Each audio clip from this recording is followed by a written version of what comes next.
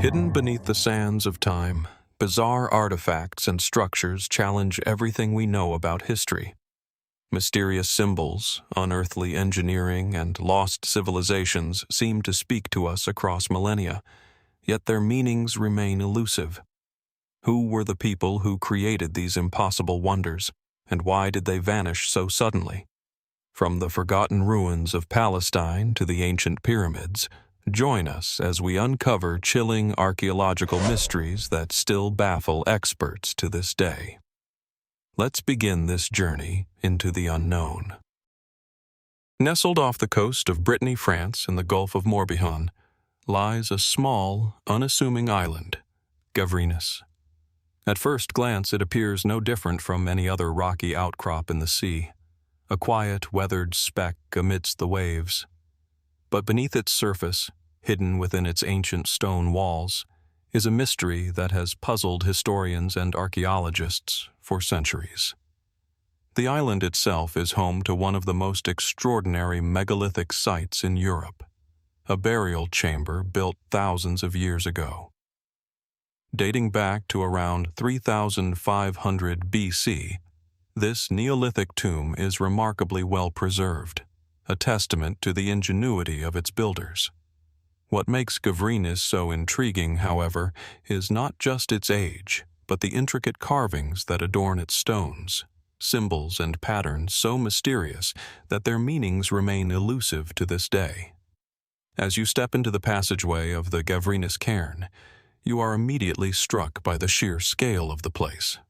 Massive stones, some weighing several tons, are carefully arranged to form a long, narrow corridor leading to a central burial chamber. The architecture is sophisticated, designed to align with the natural world in ways that suggest a profound understanding of the cosmos. But it's the carvings that truly draw the eye. Intricate spirals, meanders, and motifs that appear to pulse with a life of their own. Their geometric precision is striking, especially considering the rudimentary tools available to the builders of the time. Mainstream archaeological interpretations suggest that the carvings might represent a symbolic language, perhaps related to astronomy or cosmology. Some researchers speculate that these symbols could have been used for ritualistic purposes, a way to communicate with the gods or the spirits of the dead. Others believe the designs may have been a form of calendar, marking important celestial events or the changing of the seasons. Whatever their original purpose, these symbols continue to evoke a sense of wonder, as if they are fragments of a forgotten knowledge, lost to time. Yet despite decades of study, no definitive answer has emerged regarding the meaning of these carvings. Theories abound, but they remain speculative. Some scholars have suggested that the symbols are linked to the broader tradition of megalithic art found across Western Europe, from the stone circles of England to the dolmens of Spain. Others propose a more radical theory, that these carvings might have been part of a far more sophisticated system of communication, possibly predating writing itself. Could the builders of Gavrinis have had a system of symbols far more advanced than we give them credit for?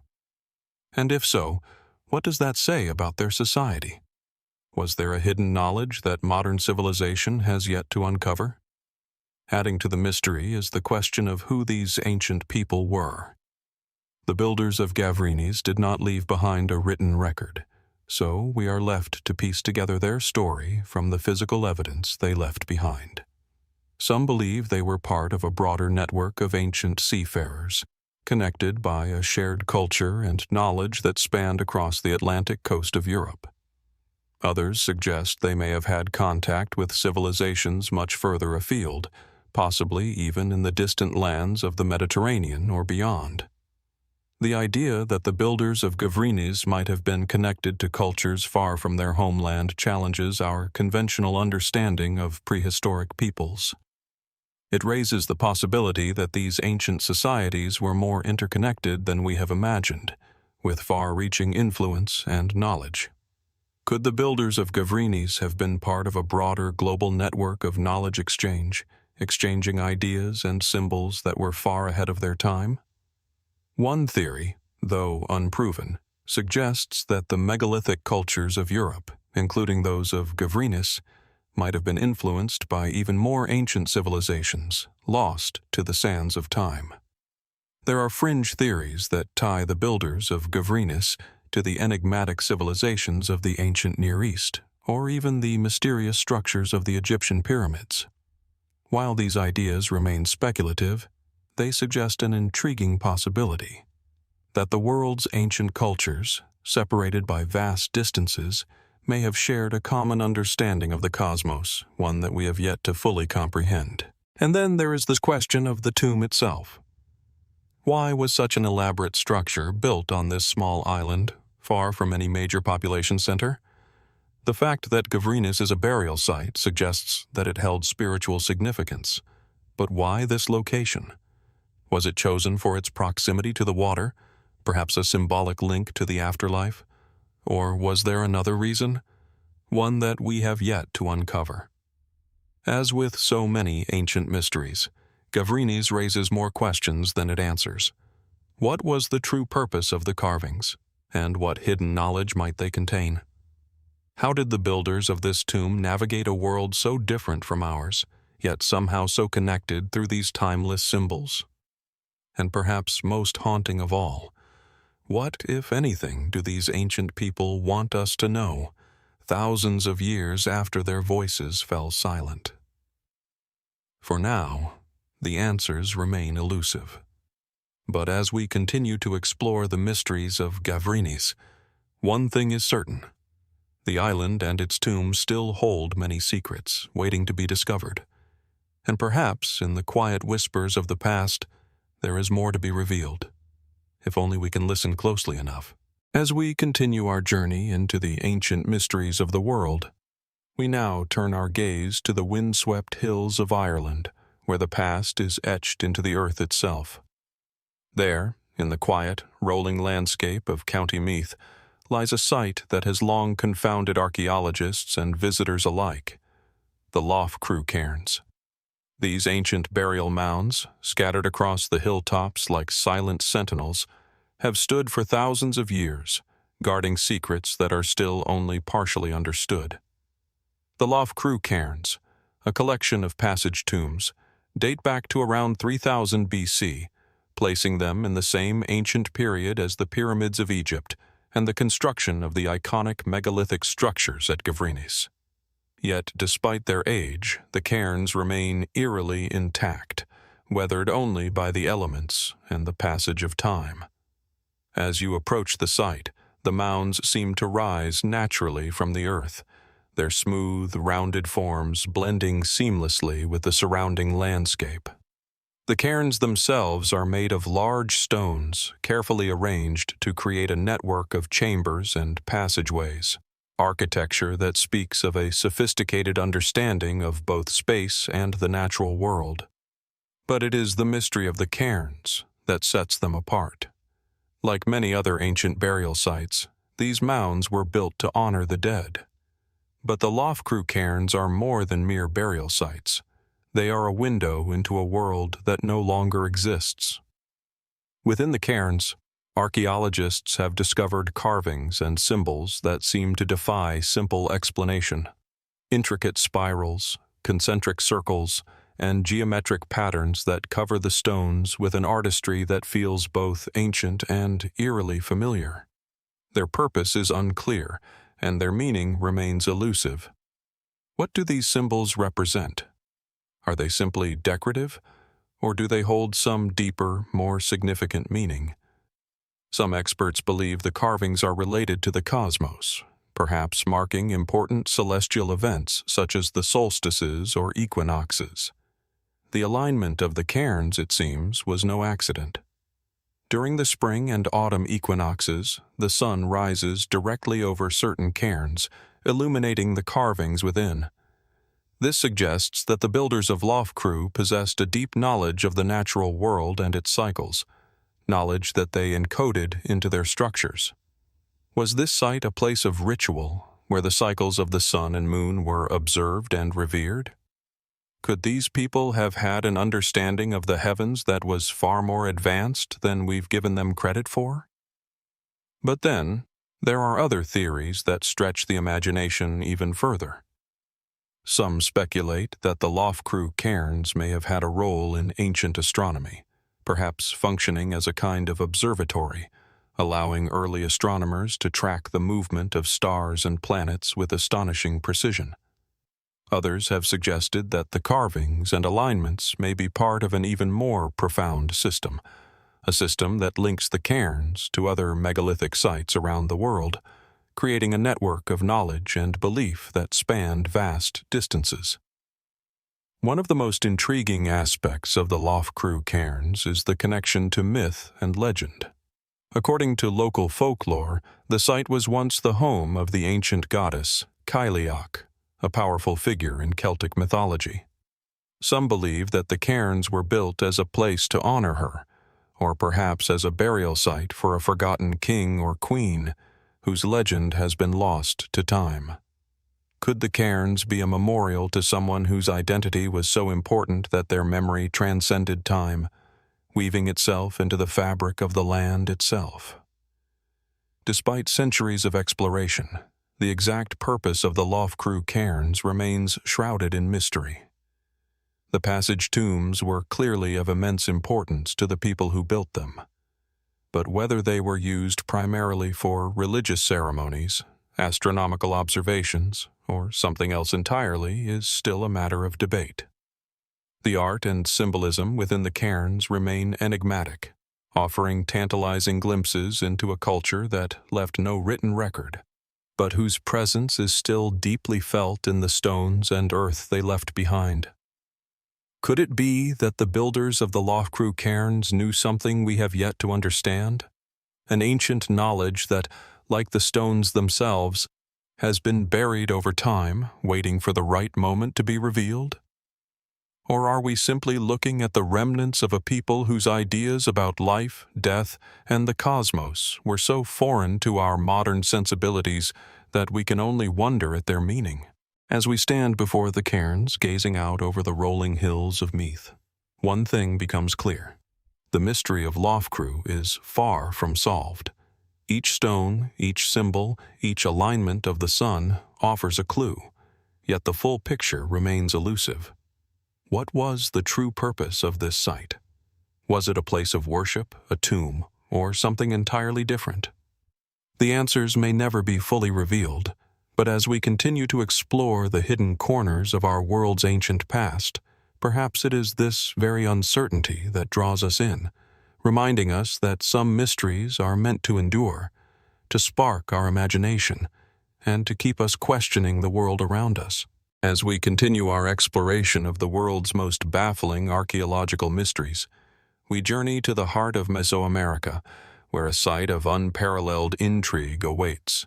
Hidden beneath the ancient city of Teotihuacan in modern-day Mexico, beneath the Great Pyramid of the Feathered Serpent, lies a discovery that has both astonished and mystified archaeologists for decades: the tunnels filled with liquid mercury.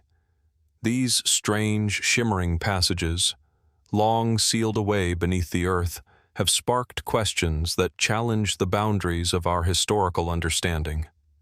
Teotihuacan, once a thriving metropolis, was one of the largest cities in the ancient world, reaching its peak around 200 AD. The city's grandeur is evident in its towering pyramids, the Pyramid of the Sun and the Pyramid of the Moon, and its vast, carefully planned avenues. But it is beneath the surface, in the shadow of these monumental structures, where the real mystery lies. In 2003, archaeologists discovered an entrance to a hidden tunnel beneath the Pyramid of the Feathered Serpent, a structure known as La Serpiente Emplumada. What they uncovered was far beyond the ordinary tomb or ritual site they expected. Inside the tunnel, they found an astonishing and unusual substance: liquid mercury. In fact, it wasn't just traces of mercury scattered about. The tunnel itself appeared to be lined with it. The presence of liquid mercury, once used in alchemy and as a substance of mystical and religious significance, immediately raised more questions than answers. How could the ancient Teotihuacanos have possibly obtained and manipulated mercury in such quantities, given that the metal is rare and toxic, and would have been nearly impossible to extract without modern technology? And more importantly, why did they choose to use it in such a specific and sacred location? Mainstream interpretations suggest that the mercury was associated with the sacred and the supernatural. The Teotihuacanos, like many ancient civilizations, held a belief that the underworld was a place of great power, where the earth and the cosmos met. Some scholars believe that the liquid mercury represented the waters of the underworld, a symbolic link between the living world and the realm of the dead. In this context, the mercury might have been intended to honor the gods or to facilitate the journey of the deceased into the afterlife. After all, mercury has long been associated with mysticism, transformation, and immortality in various cultures. But the discovery of mercury in Teotihuacan raises a host of additional questions. Why was it used in such a concentrated and strategic manner beneath one of the most important structures in the city? What significance did it hold beyond mere symbolism? The mercury-laden tunnel, stretching for nearly 100 meters, was placed at the heart of the city's most sacred space. Was this a ritual meant to connect the elite rulers of Teotihuacan directly to the divine? The sheer scale and deliberate placement of the mercury suggest a level of intention and understanding that is difficult to fully comprehend. As we delve deeper into the enigma of the Teotihuacan mercury tunnels, other theories begin to emerge, some more speculative, others far more controversial. Some have proposed that the mercury might have been used for its practical properties. The Teotihuacanos may have understood that mercury, due to its reflective nature, could have been used in ritual contexts to create a shimmering, otherworldly effect, possibly symbolizing the divine presence. Was this an early form of creating optical illusions, a kind of ancient light magic? Some even speculate that the mercury might have been used to create an effect that simulated water or a shimmering lake, again an image strongly tied to the underworld and the journey of the dead. There are even more daring ideas. Could the liquid mercury have served a more esoteric purpose, one that is, as yet, beyond our grasp? In the realm of fringe theories, some suggest that the mercury was used as a form of ancient technology, perhaps even in some kind of mechanical or electrical device. After all, mercury has been used in thermometers, barometers, and even early electrical switches. Could the Teotihuacanos, with their advanced knowledge of architecture, astronomy, and mathematics, have been aware of the potential uses of mercury in ways we are only beginning to comprehend? Could they have had knowledge of its properties that modern science is just now beginning to discover? Such ideas, while intriguing, remain speculative and unproven. But what they reveal is an important aspect of the mystery, the seeming disconnect between the extraordinary complexity of the Teotihuacan civilization and the relatively limited understanding we have of their technology and worldview. Could the ancient inhabitants of Teotihuacan have been more advanced than we are willing to admit, holding secrets that were deliberately concealed, perhaps even intentionally lost to time? The most perplexing aspect of the mercury discovery, however, is its context. What was the purpose of the pyramid itself? The pyramid of the feathered serpent, or Quetzalcoatl, is adorned with symbolic carvings of serpents, and some scholars have argued that it was a place where the forces of life and death converged.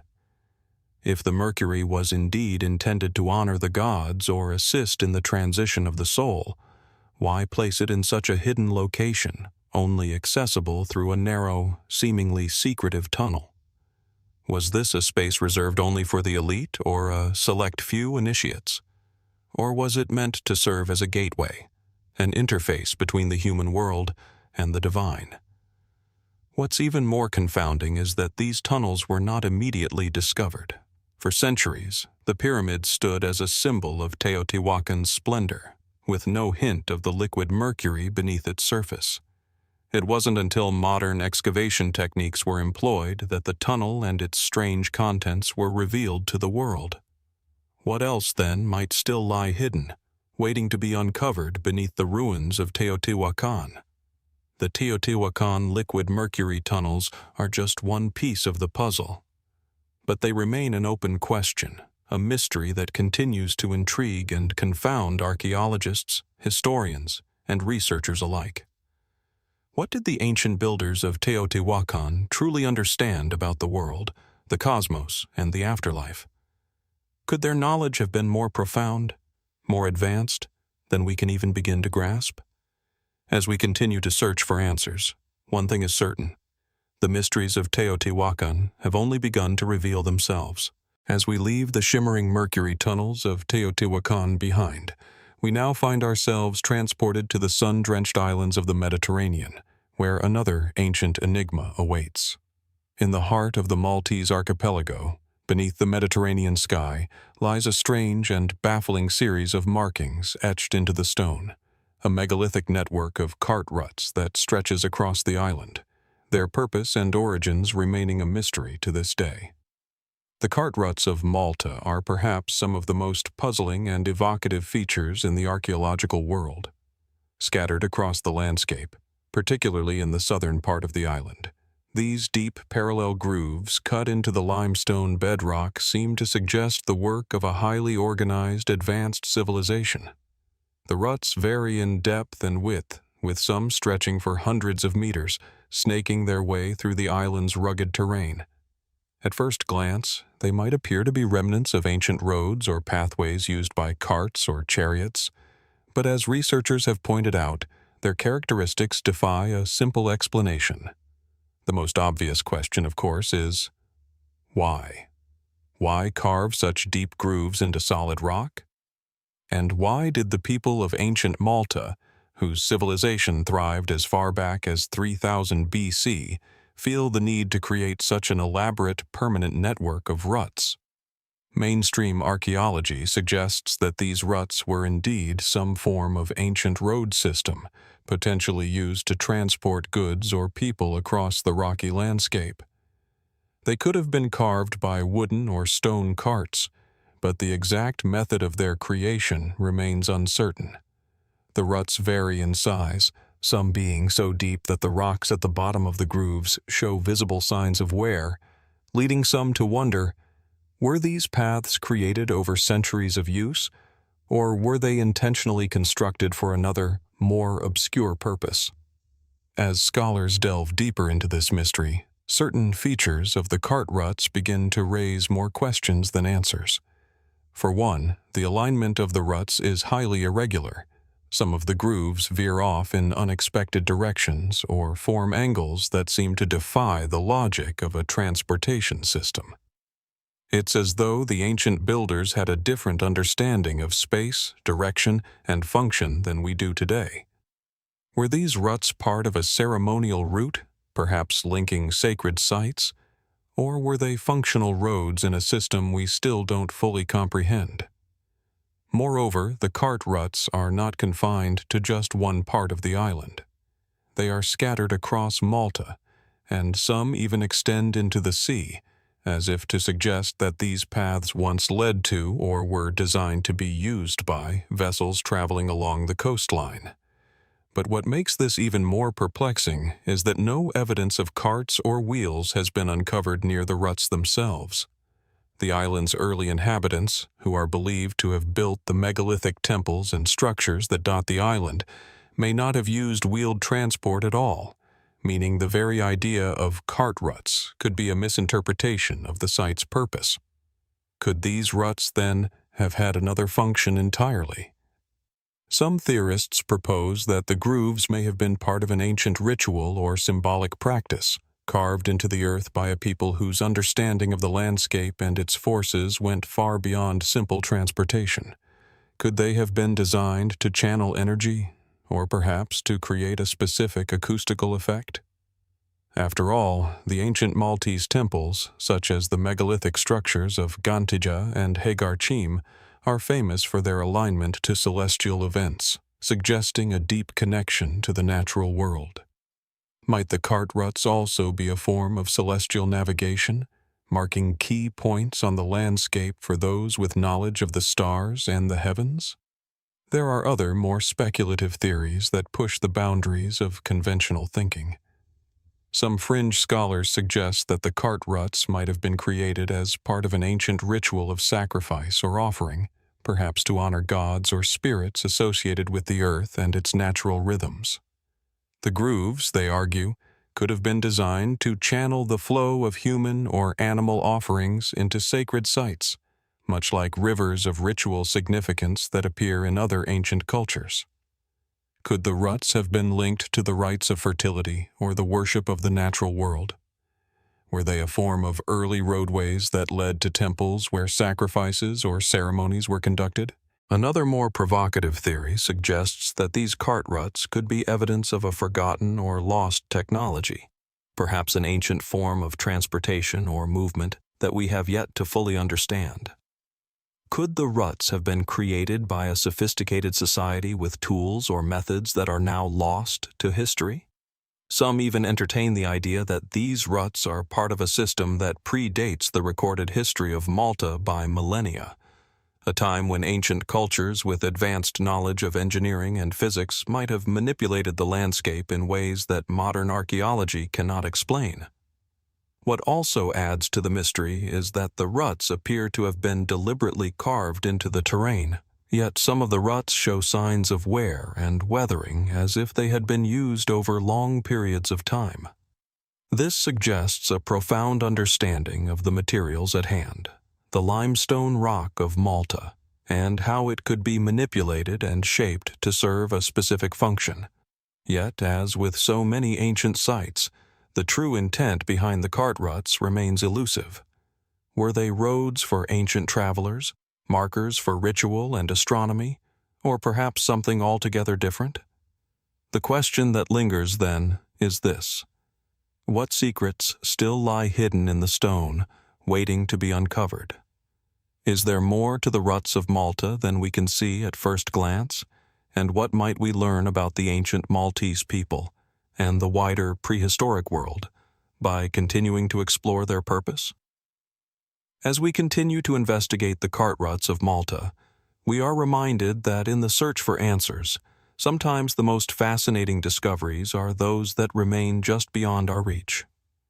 The truth about these enigmatic marks may be far more complex than we have yet imagined, and perhaps the answers are not in the ruts themselves, but in the landscape, the sky, and the very essence of the people who once walked upon it.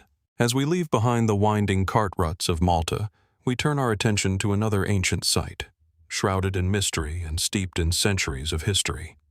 In the tranquil, windswept hills of southern England lies a megalithic structure that has long captivated archaeologists, historians, and curious wanderers alike: West Kennet Long Barrow. This Neolithic burial mound, standing as a solemn sentinel over the landscape, holds within it a quiet, almost haunting mystery. While it may seem like just another burial site at first glance, there is something about West Kennet that beckons us to look deeper. West Kennet Long Barrow is an imposing structure. Its stone facade, a combination of large sarsen stones and smaller rubble, rises gently from the earth. Unlike the towering pyramids of Egypt or the imposing stone circles of Stonehenge, West Kennet is more subtle, more understated, but no less enigmatic.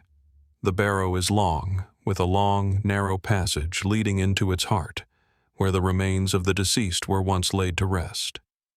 The site dates back to around 3650 BC, a time when the Neolithic people of Britain began to embrace settled life and the practice of communal burial. It is, in many ways, a window into the past, a portal into the spiritual and ritualistic practices of a long-forgotten society. Upon entering the barrow, one is immediately struck by the weight of history. An eerie quiet pervades the air, as if the stones themselves are holding their breath. The passage, though narrow, stretches about 40 meters in length, leading to a central chamber surrounded by smaller chambers.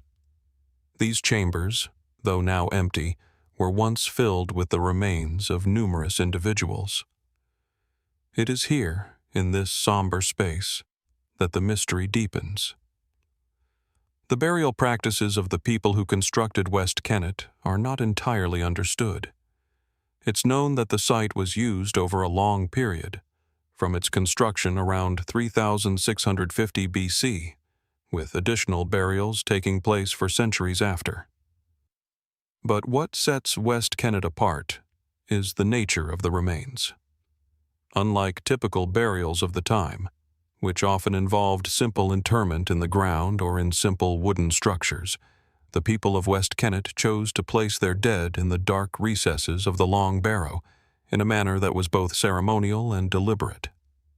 The skeletal remains found within the chambers suggest that the people of this time may have practiced secondary burial, a ritual where the body was first left exposed to the elements, or placed in an earlier grave before the bones were later collected and reburied. This practice suggests a complex understanding of death, an understanding that may have been tied to specific beliefs about the afterlife. But while we can theorize about the rituals and practices that may have surrounded the dead, one thing remains certain. The purpose of West Kennet Long Barrow was not just to honor the dead, but to mark a place of significance, a place that may have held powerful meaning for the living as well. One of the most fascinating aspects of West Kennet Long Barrow is its alignment with the natural world. Like many megalithic sites, it seems to have been constructed with a keen awareness of the landscape and the movements of the sun and moon. The barrow itself is aligned with the winter solstice, and the entrance faces toward the rising sun at this time of year. This alignment raises an intriguing possibility. Could West Kennet have been more than just a burial site? Was it a place of ritual, where the living and the dead came together to mark the turning of the seasons and the cycles of life and death? The presence of other nearby monuments, such as the famous Avebury Stone Circle and the nearby Silbury Hill, suggests that West Kennet was part of a larger, interconnected ritual landscape, a place where ancient communities gathered to honor the earth and its rhythms. But as with many ancient sites, there is much about West Kennet Long Barrow that remains unknown. The evidence suggests that the site was used for centuries, but it was eventually sealed, perhaps deliberately, as part of the ritual process. Why was the site abandoned? Was it due to changing religious or cultural practices, or was there something more profound at play? And what of the remains found within the barrow? Why were certain bodies placed in particular chambers while others were left scattered in the passage? Were these individuals of greater significance, perhaps tribal leaders or spiritual figures? Some theories suggest that the barrow may have been the center of a cult or religious order, one that practiced specific rituals related to death, rebirth, and the cycles of nature. The placement of certain bodies and the alignment of the barrow with celestial events hint at a deeper connection between the site and the heavens. Could it be that West Kennet was not merely a resting place for the dead, but a space where the boundaries between the living and the divine were blurred? There are even more speculative theories that connect West Kennet to the broader mystery of megalithic cultures. Some have suggested that the Long Barrow and other similar sites could be linked to ancient astronomical knowledge, perhaps even serving as early observatories for tracking the movements of the stars and planets. Could the builders of West Kennet have possessed a sophisticated understanding of the cosmos, one that was encoded into the very structure of the barrow itself? And if so, what other knowledge might they have had? Knowledge that was lost to time. The surrounding landscape, dotted with standing stones and ceremonial sites, suggests that the people who constructed West Kennet were not isolated, but part of a larger cultural network that spanned much of Britain and beyond. Did they share their knowledge with other ancient societies? Were the builders of West Kennet in contact with other advanced cultures of the time, perhaps even those of the Mediterranean or the Near East? The mysteries of West Kennet Long Barrow remain unsolved, but the more we uncover, the more questions arise. What was the true purpose of this sacred site? Was it a place of ritual and rebirth, a space where the living could communicate with the dead? Was it a symbol of ancient astronomical knowledge, a place where the cycles of the cosmos were observed and celebrated? Or was it something altogether different, a mystery that remains, even today, hidden beneath the soil of southern England? As we leave the stillness of the Long Barrow behind, we are left with a lingering sense of awe and wonder. The stones remain, silent and unmoving, holding their secrets close. And perhaps that is the greatest mystery of all.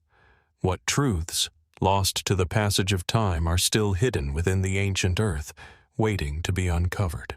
As we continue our journey across the globe, we find ourselves drawn to a remote, mysterious place in the Pacific, a place where the sea laps at the feet of forgotten stones, and the whispers of an ancient civilization seem to echo through the air. This is Nan Madol, an enigmatic complex of ruins perched on the island of Pohnpei, part of the Federated States of Micronesia. Often referred to as the Venice of the Pacific, Nan Madol is a sprawling network of artificial islands, connected by a series of canals and built upon a foundation of massive stone platforms. Its purpose and origins, however, remain shrouded in mystery. As you approach the site, the first thing that strikes you is the sheer scale of it. The ruins of Nan Madol are vast, an intricate maze of over 90 man-made islands, each constructed from large basalt stones, some of which weigh several tons. The islands rise up from the water like ancient sentinels, their massive stone walls standing in eerie silence, bearing the marks of time and the sea. Some of the stones are carefully cut and fitted together with remarkable precision, while others appear more roughly shaped, as though they were assembled in haste, or perhaps with purpose unknown. The canals that wind between the islands are choked with mangrove and jungle growth, making access difficult, but adding to the sense of isolation and intrigue. The most compelling aspect of Nan Madol, however, is the question of who built it and why. The ruins are thought to date back to at least 1000 BC, though some estimates suggest the complex could be much older, perhaps as old as 2,000 years. What is clear is that this was a site of considerable importance to the people who built it, a site that may have served as both a ceremonial and political center for the rulers of Pohnpei. But the sheer scale and complexity of Nan Madol raise more questions than answers. Why would a society, with limited resources and technology, go to such extraordinary lengths to construct this vast and intricate network? And who were the people who lived here, surrounded by the sea, isolated in the middle of the Pacific? The mainstream explanation suggests that Nan Madol was a center for the ancient Saudalur dynasty, which ruled Pohnpei for many centuries. It is believed that the site was used as a ceremonial and administrative center, a place where the elite could carry out their religious rites and governance. The presence of large platforms and structures suggests a highly organized society capable of monumental construction. The intricate layout of the island city hints at an advanced understanding of architecture, engineering, and urban planning, perhaps influenced by contact with other seafaring cultures of the Pacific. Yet, despite these mainstream theories, much of Nan Madol remains unexplained. The construction of the islands themselves, for example, presents a puzzle. How were these enormous stones transported to the site? Some of the stones are so massive, some weighing as much as 50 tons, that it seems nearly impossible they could have been moved without some form of advanced technology. While it is believed that the stones were transported by rafts or boats, this does not fully explain how they were manipulated into such precise arrangements, especially given the lack of tools or machines capable of such feats. Could it be that the builders of Nan Madol had access to technology that has since been lost, or perhaps a form of knowledge that has been forgotten to time? The canals themselves are another mystery. Unlike the natural waterways of the island, these canals are clearly man-made, winding and curving with purpose. What was their function? Were they used for transportation, or did they serve a more symbolic purpose, perhaps as a means of connecting the spiritual and physical worlds? The fact that the canals appeared to have been intentionally constructed to follow certain alignments with the surrounding landscape suggests that Nan Madol was not just a functional city, but a site imbued with deeper meaning, one that might have been tied to the movement of celestial bodies or the rhythms of the natural world. Then there is the question of the basalt stones used to construct the site. While many of the stones are carefully cut and fit together, others are rough and uneven.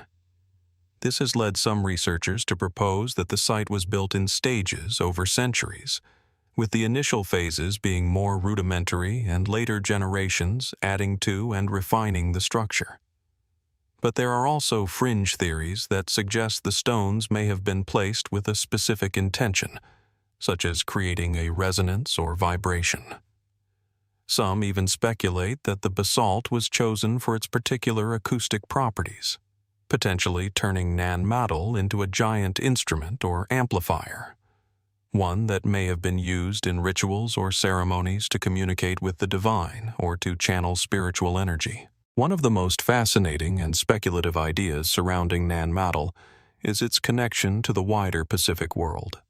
Some have posited that the site was not simply the work of the Saudeleur dynasty, but rather the product of a much older, more advanced civilization that predates recorded history. Could Nan Madol be a remnant of a lost culture, one with knowledge far beyond what we credit to ancient Pacific peoples? The sheer scale and complexity of the site invite such questions. Was Nan Madol built by a culture that had contact with other ancient civilizations, perhaps even those in the Americas or Southeast Asia? Or is the mystery of its construction simply a reflection of the ingenuity and resilience of the islanders who built it? There is also the matter of the ghosts that haunt the ruins. Local legend speaks of spirits that still inhabit the site, and some believe that Nan Madol was abandoned due to supernatural forces. The idea that the ruins were cursed, or that they fell out of favor with the gods, adds an eerie layer to the story of Nan Madol. While there is no direct evidence to support this, the fact that the island was abandoned centuries ago, and that it has remained largely untouched by modern development, only adds to its mystique. Perhaps the most intriguing question surrounding Nan Madol is why it was abandoned in the first place. The site, once a bustling center of power, fell into disuse, leaving behind only its imposing stone structures and eerie silence. What caused the collapse of such a sophisticated society? Was it natural disaster, warfare, or internal strife? Or did the people of Nan Madol simply choose to leave, perhaps in search of something beyond the reaches of their island home? The abandonment of the site is as much a mystery as its construction, and it leaves us wondering what, if anything, still remains hidden beneath the surface. As we stand at the water's edge, gazing upon the ruins of Nan Madol, we are left with a sense of awe and wonder. What knowledge did the builders of this ancient city possess? What role did Nan Madol play in the greater story of the Pacific? And what was its ultimate fate? While some answers may lie buried beneath the stone, the mystery of Nan Madol, its origins, purpose, and abandonment, remains unresolved, leaving us to wonder what truths might still be hidden beneath the surface of the island, waiting to be uncovered. As we journey from the mysterious islands of the Pacific to the rugged heart of Anatolia, in central Turkey, we find ourselves surrounded by another enigma that has captured the imagination of explorers, archaeologists, and historians for centuries. This place, known as Göreme, is home to a series of remarkable rock-cut structures that seem to grow organically from the landscape itself. Known for its surreal, otherworldly landscape, the region is not only a stunning natural wonder, but also a place where human ingenuity has left its mark in a way that raises profound questions about the ancient world. Göreme is located in the heart of the Cappadocia region, a landscape sculpted over millennia by volcanic eruptions and the slow erosion of soft, tough stone. The result is a surreal panorama of towering rock formations, commonly referred to as fairy chimneys, which rise like natural skyscrapers, their jagged silhouettes cutting against the sky. Amidst these extraordinary geological formations, human history has intertwined with nature in ways that are both awe-inspiring and deeply mysterious. The most fascinating aspect of Göreme, however, lies not just in the landscape, but in the rock-cut structures that dot the region. These ancient dwellings, churches, and entire cities were carved directly into the soft, volcanic rock, creating a vast subterranean world that spans over an area of hundreds of square kilometers. The most famous of these sites is the Göreme Open Air Museum, a UNESCO World Heritage Site that contains numerous rock-hewn chapels and monasteries adorned with ancient frescoes. These structures are thought to have been built by early Christians who sought refuge from invading forces, carving their homes and places of worship into the rock as a means of both protection and spiritual devotion. The history of Göreme dates back as far as the 4th century A.D., during the height of the Roman Empire. Yet, even by the time the Christian inhabitants began carving into the rock, the region had already been home to a number of different cultures, including the Phrygians and Hittites.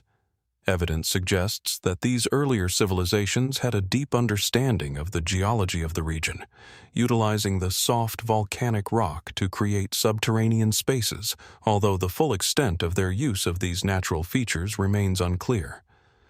What is most striking about Göreme, however, is the sheer scale and complexity of the rock-cut structures. The soft stone, though relatively easy to carve, is not always simple to work with. Yet the inhabitants of this region managed to create entire communities beneath the earth, carving out intricate networks of tunnels, rooms, and even multi-level complexes. Some of the rock-cut churches are adorned with vibrant frescoes, depicting scenes from the Bible and early Christian life. The skill and artistry involved in these creations are extraordinary, especially considering that these early inhabitants had limited resources and no modern tools. Mainstream archaeological interpretations suggest that these structures were primarily used for religious purposes, offering a safe haven from external threats. The cave churches of Göreme are filled with Christian iconography, suggesting that the region played a significant role in the development of early Christian monasticism. The soft, volcanic rock provided the perfect material for carving out spaces that could be both sacred and secure, offering a place for early Christians to practice their faith away from the gaze of the outside world. This theory is supported by evidence of frescoes, which depict scenes from Christian teachings, as well as the discovery of religious artifacts. Yet, as with so many ancient mysteries, the true purpose of these rock-hewn structures remains far from certain. Some scholars argue that the frescoes and religious artifacts found in the region may be a later addition, suggesting that the rock-cut homes and churches may have served a different function initially.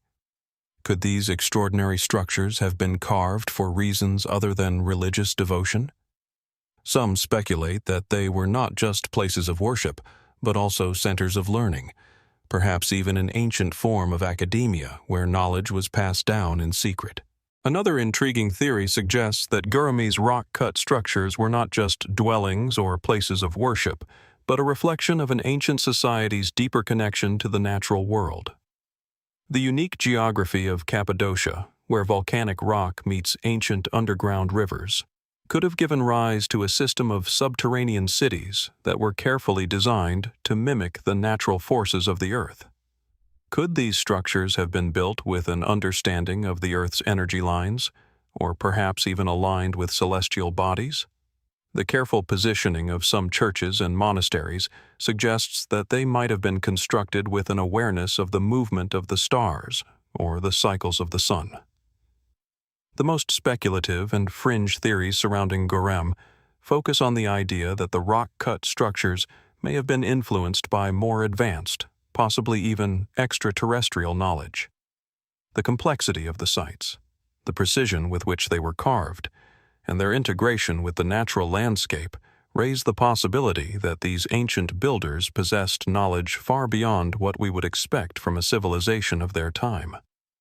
Some suggest that the builders of Göreme may have had access to tools or techniques that have since been lost to history, or that they were guided by knowledge passed down from an earlier, forgotten civilization.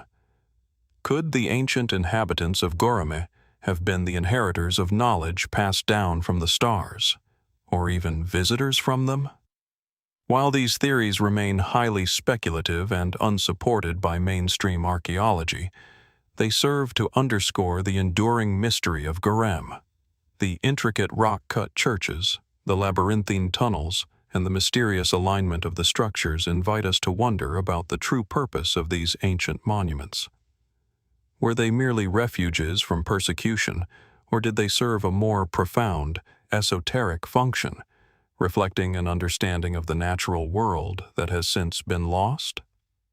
One of the most perplexing aspects of Göreme is its continued ability to spark the imagination.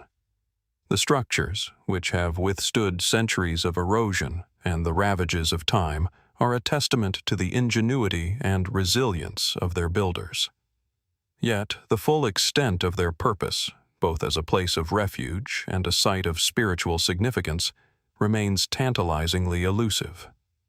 As we stand before the rock-hewn churches and dwellings, surrounded by the surreal landscape of Cappadocia, we are left with a sense of wonder. What knowledge did the ancient builders of Göreme possess, and what secrets did they encode into their stone creations? The mystery of Göreme, like so many others, endures, reminding us that even in our modern age there are still ancient places where the past remains hidden beneath layers of time, waiting to be uncovered, and perhaps to reveal truths we have yet to understand. As we continue our exploration of the world's most enigmatic archaeological sites, we turn now to a mysterious set of prehistoric stone platforms that lie hidden in the valleys of modern-day Pakistan. These structures, known as the Dharamrajika prehistoric stone platforms, are among the least understood of the ancient megalithic monuments.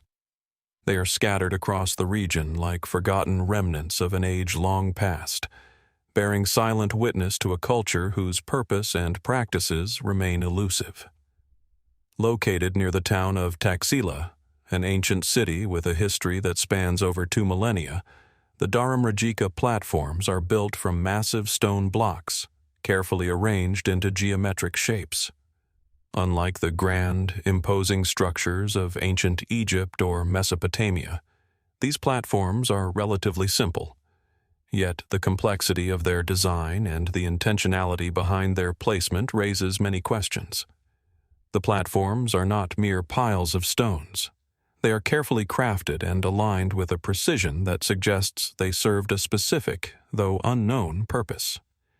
The Dharamrajika site is believed to date back to around 1000 BC, though some estimates suggest it could be older, perhaps closer to 2000 BC.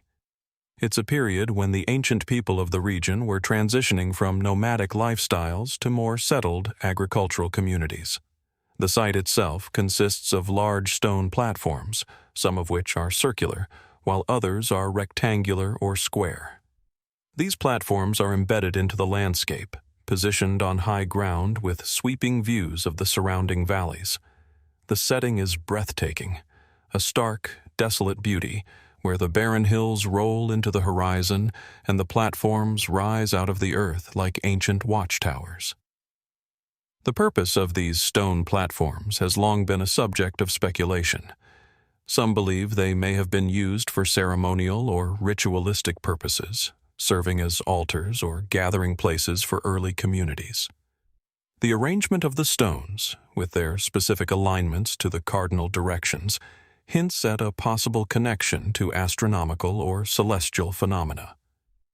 Could the platforms have been used as astronomical observatories, designed to track the movement of the stars or the seasons?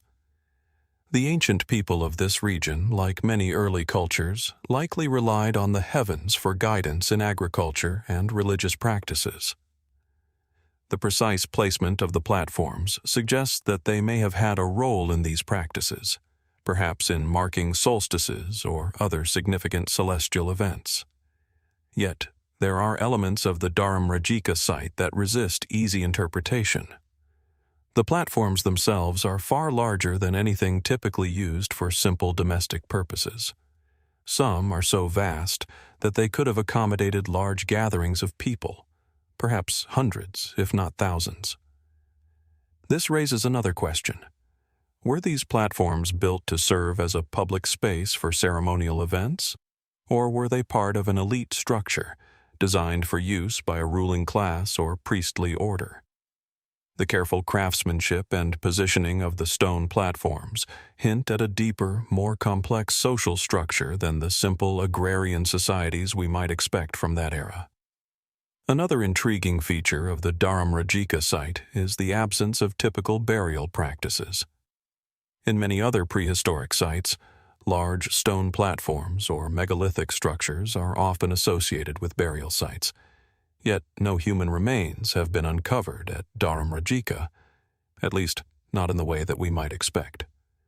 Could the platform structures have had a spiritual or symbolic function, perhaps marking important landscapes or places of ancestral significance? Some theorists suggest that the platforms might have been constructed as markers of territorial boundaries, or as symbolic meeting points between different tribes or peoples.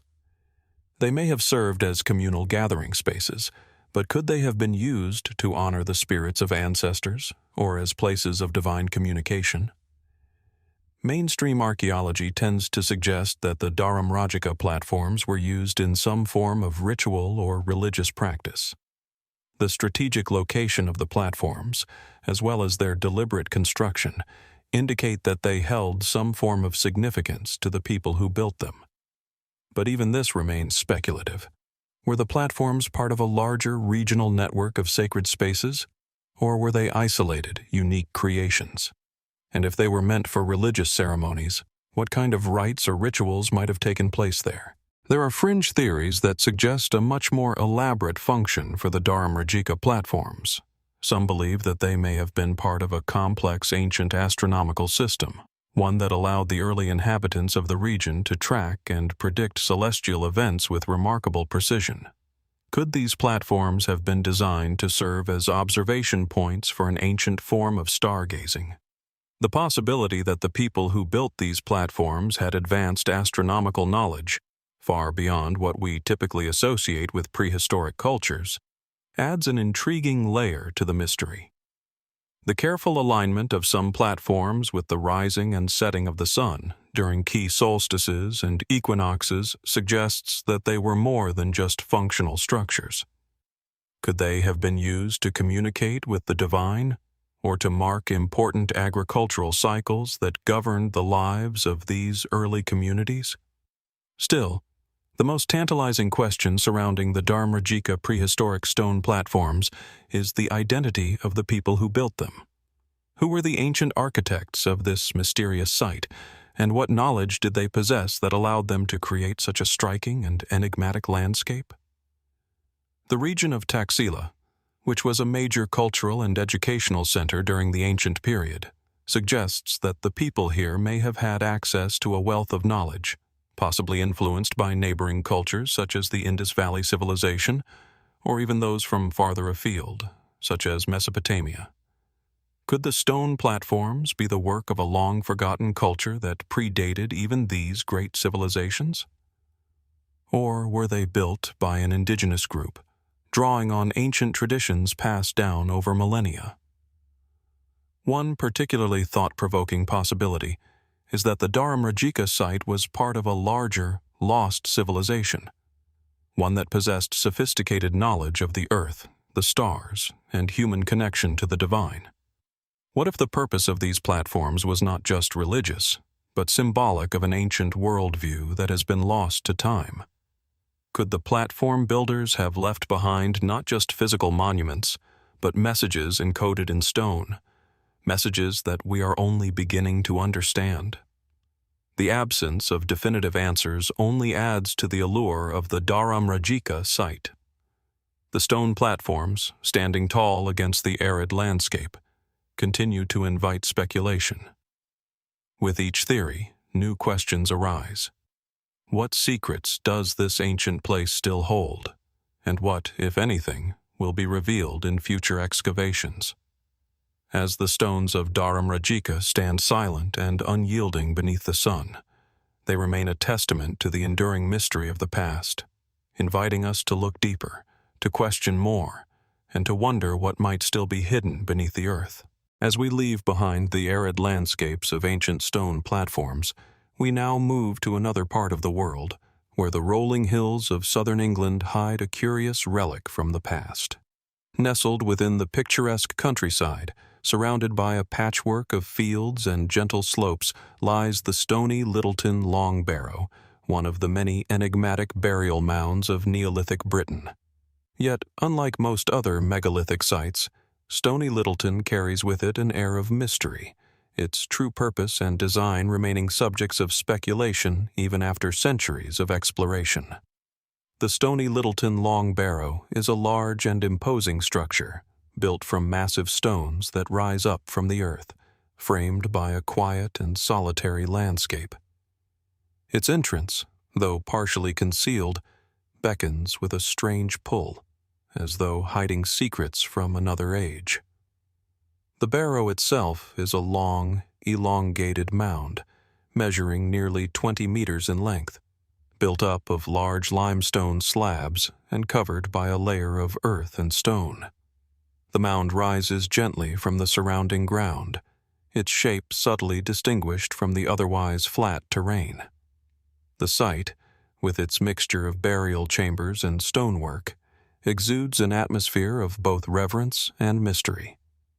As with many long barrows, the site was originally constructed as a burial place, likely in the late Neolithic period, around 3000 BC.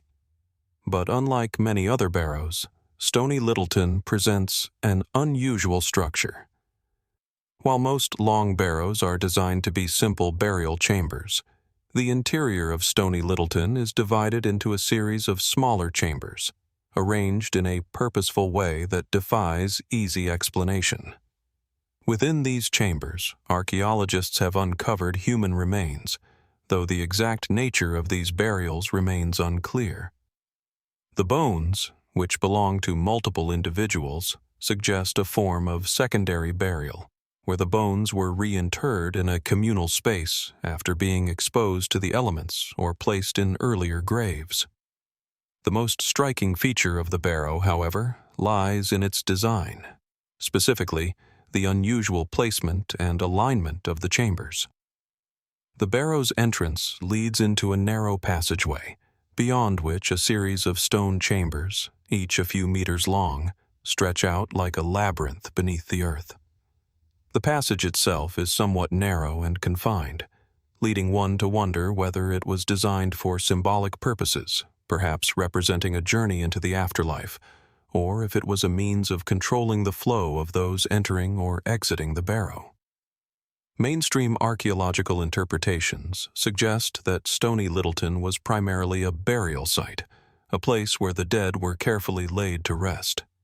Its complex internal design may have reflected a belief in an afterlife, with each chamber serving as a final resting place for a different individual.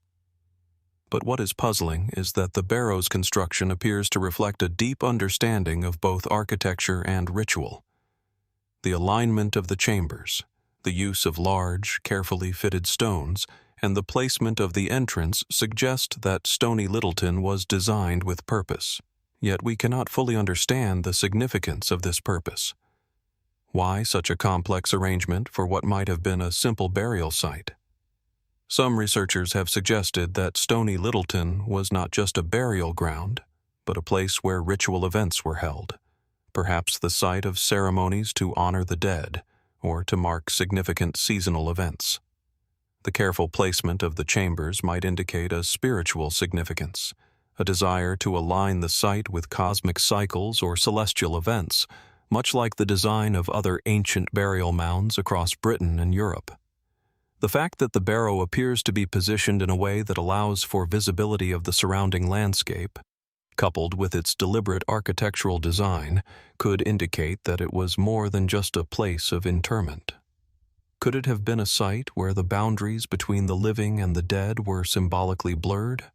A place where the ancestors were honored and, in some way, communed with? There are other, more speculative theories that have surfaced over the years, attempting to explain the strange design and unique features of Stony Littleton.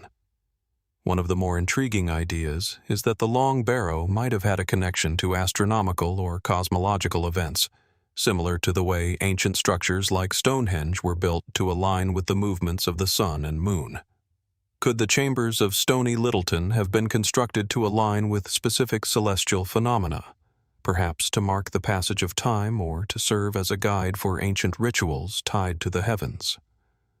Some have even suggested that the peculiar internal structure of the barrow could have been designed to create specific acoustic effects, perhaps to enhance ritual chants or prayers, allowing the voices of the living to resonate with the voices of the dead. Still, there is one feature of Stony Littleton that has led to more esoteric theories. Beneath the barrow lies a strange, almost imperceptible pattern of stonework, which some believe may hold a deeper, symbolic meaning. Could these stones have been intentionally arranged to mirror the shape of a human body, or perhaps a cosmic symbol? Some fringe theorists have suggested that the entire structure of the barrow could have been designed to reflect the idea of death and rebirth, symbolizing a journey from the earthly realm into the afterlife through a series of symbolic stages. Is it possible that the builders of Stony Littleton had a more complex metaphysical view of life and death, one that we are only beginning to understand? At the heart of these theories lies an undeniable truth. The purpose of Stony Littleton remains a mystery, one that resists easy answers. The stones, carefully stacked and arranged, hold their secrets in silence, their purpose veiled by the passage of time. Were they simply a burial site? Or was Stony Littleton a place of ritual and symbolic meaning far deeper than we can fully grasp? The evidence is there, scattered across the chambers and passageways, yet the true meaning of the site continues to elude us. The long barrow stands, as it has for thousands of years, waiting to tell us more. If only we can understand the language it speaks. What knowledge did its builders have, and what can we learn from their reverence for the dead, their careful design, and their understanding of the world around them? The mystery of Stony Littleton invites us to look deeper into the past, to ask more questions, and to wonder what other long-forgotten secrets remain hidden beneath the earth, waiting to be uncovered. Amidst the rolling hills and dense woodlands of southeastern Massachusetts, along the banks of the Taunton River, there sits a rock unlike any other, a monolith etched with symbols and markings that have puzzled historians, archaeologists, and even amateur sleuths for centuries. This is Dighton Rock, a mysterious artifact of the ancient world, its surface covered in strange carvings that seem to defy easy explanation. The rock itself, a large boulder about 12 feet long and 7 feet high, juts out from the riverbank, its weathered surface a stark contrast against the surrounding trees and river. The stone, sitting in quiet repose, has become one of the most enigmatic and debated archaeological sites in North America. Dighton Rock is most famous for the carvings that adorn its face, strange, abstract symbols and figures that appear to be a mix of geometric shapes, animals, and even humanoid forms. The rock's first known exposure to European settlers came in the 17th century, but the carvings themselves are thought to be much older, dating back to an unknown period in prehistory. The mystery of the rock deepens as the markings resist categorization, ranging from seemingly simple patterns to more elaborate depictions of animals and perhaps even mythological beings. Some of the carvings resemble figures that might be associated with Native American petroglyphs, while others look almost like a script, suggesting that the rock may hold clues to ancient forms of communication. Though it is not the only rock art site in the Americas, Dighton Rock stands out due to the range of interpretations and theories that it has inspired. Over the centuries, scholars and curious onlookers have proposed numerous theories to explain the origin of the rock's carvings. Some suggest that the markings were made by Native Americans, perhaps representing a sacred site or a cultural expression of identity. Others propose that the carvings might be the work of early European explorers, or even lost civilizations with knowledge far beyond what we traditionally associate with prehistoric peoples. The question of who made these carvings, and why, remains a central mystery that has yet to be solved. The first major attempt to decode the rock's meaning came in the early 18th century, when a European settler named Thomas Godfrey sketched the carvings, making a record of what was then thought to be a peculiar local curiosity. Godfrey, along with others who followed in his wake, attempted to make sense of the symbols, but they were unable to offer a definitive answer. Some believed the markings were made by the indigenous Wampanoag people, who inhabited the area long before European settlers arrived. Yet these carvings were unlike anything seen in other Native American petroglyphs. Could they be a form of writing or a representation of something deeper, perhaps even a lost language? Over time, the rock continued to captivate the minds of those who came across it. One of the most fascinating theories that arose in the 19th century suggested that the carvings were made by Norse explorers, Vikings, who may have reached the shores of North America long before Christopher Columbus. This theory was partly inspired by reports from early European settlers, who claimed that certain symbols on the rock resembled those found in Viking runes. The idea that the Norse had reached North America hundreds of years before the arrival of Columbus seemed plausible to some, especially considering the Norse exploration of Greenland and Newfoundland. The so-called Vinland map, which is believed by some to depict Norse exploration of North America, further fueled this hypothesis. Yet, the Norse theory remains highly controversial. While there are indeed symbols on Dighton Rock that might seem to have a faint resemblance to Viking runes, there is no conclusive evidence linking the rock to Viking explorers. Moreover, the context in which the rock was found does not support the idea of Norse settlers in the region. The Wampanoag people, for instance, have lived in the area for thousands of years, and their culture was well established long before European exploration began. It is difficult to imagine that the Vikings, if they had truly arrived in the region, would have left such a cryptic, unaccounted-for artifact that seemed to blend so many different traditions. Another theory that has gained traction over the years is the idea that the carvings on Dighton Rock may be connected to ancient lost civilizations. This hypothesis draws on the premise that, throughout history, various cultures have left mysterious marks on the landscape, marks that are often misinterpreted or forgotten by later generations. Some fringe theorists have suggested that the rock could be connected to the ancient Phoenicians, the seafaring traders who traveled extensively through the Mediterranean and possibly beyond.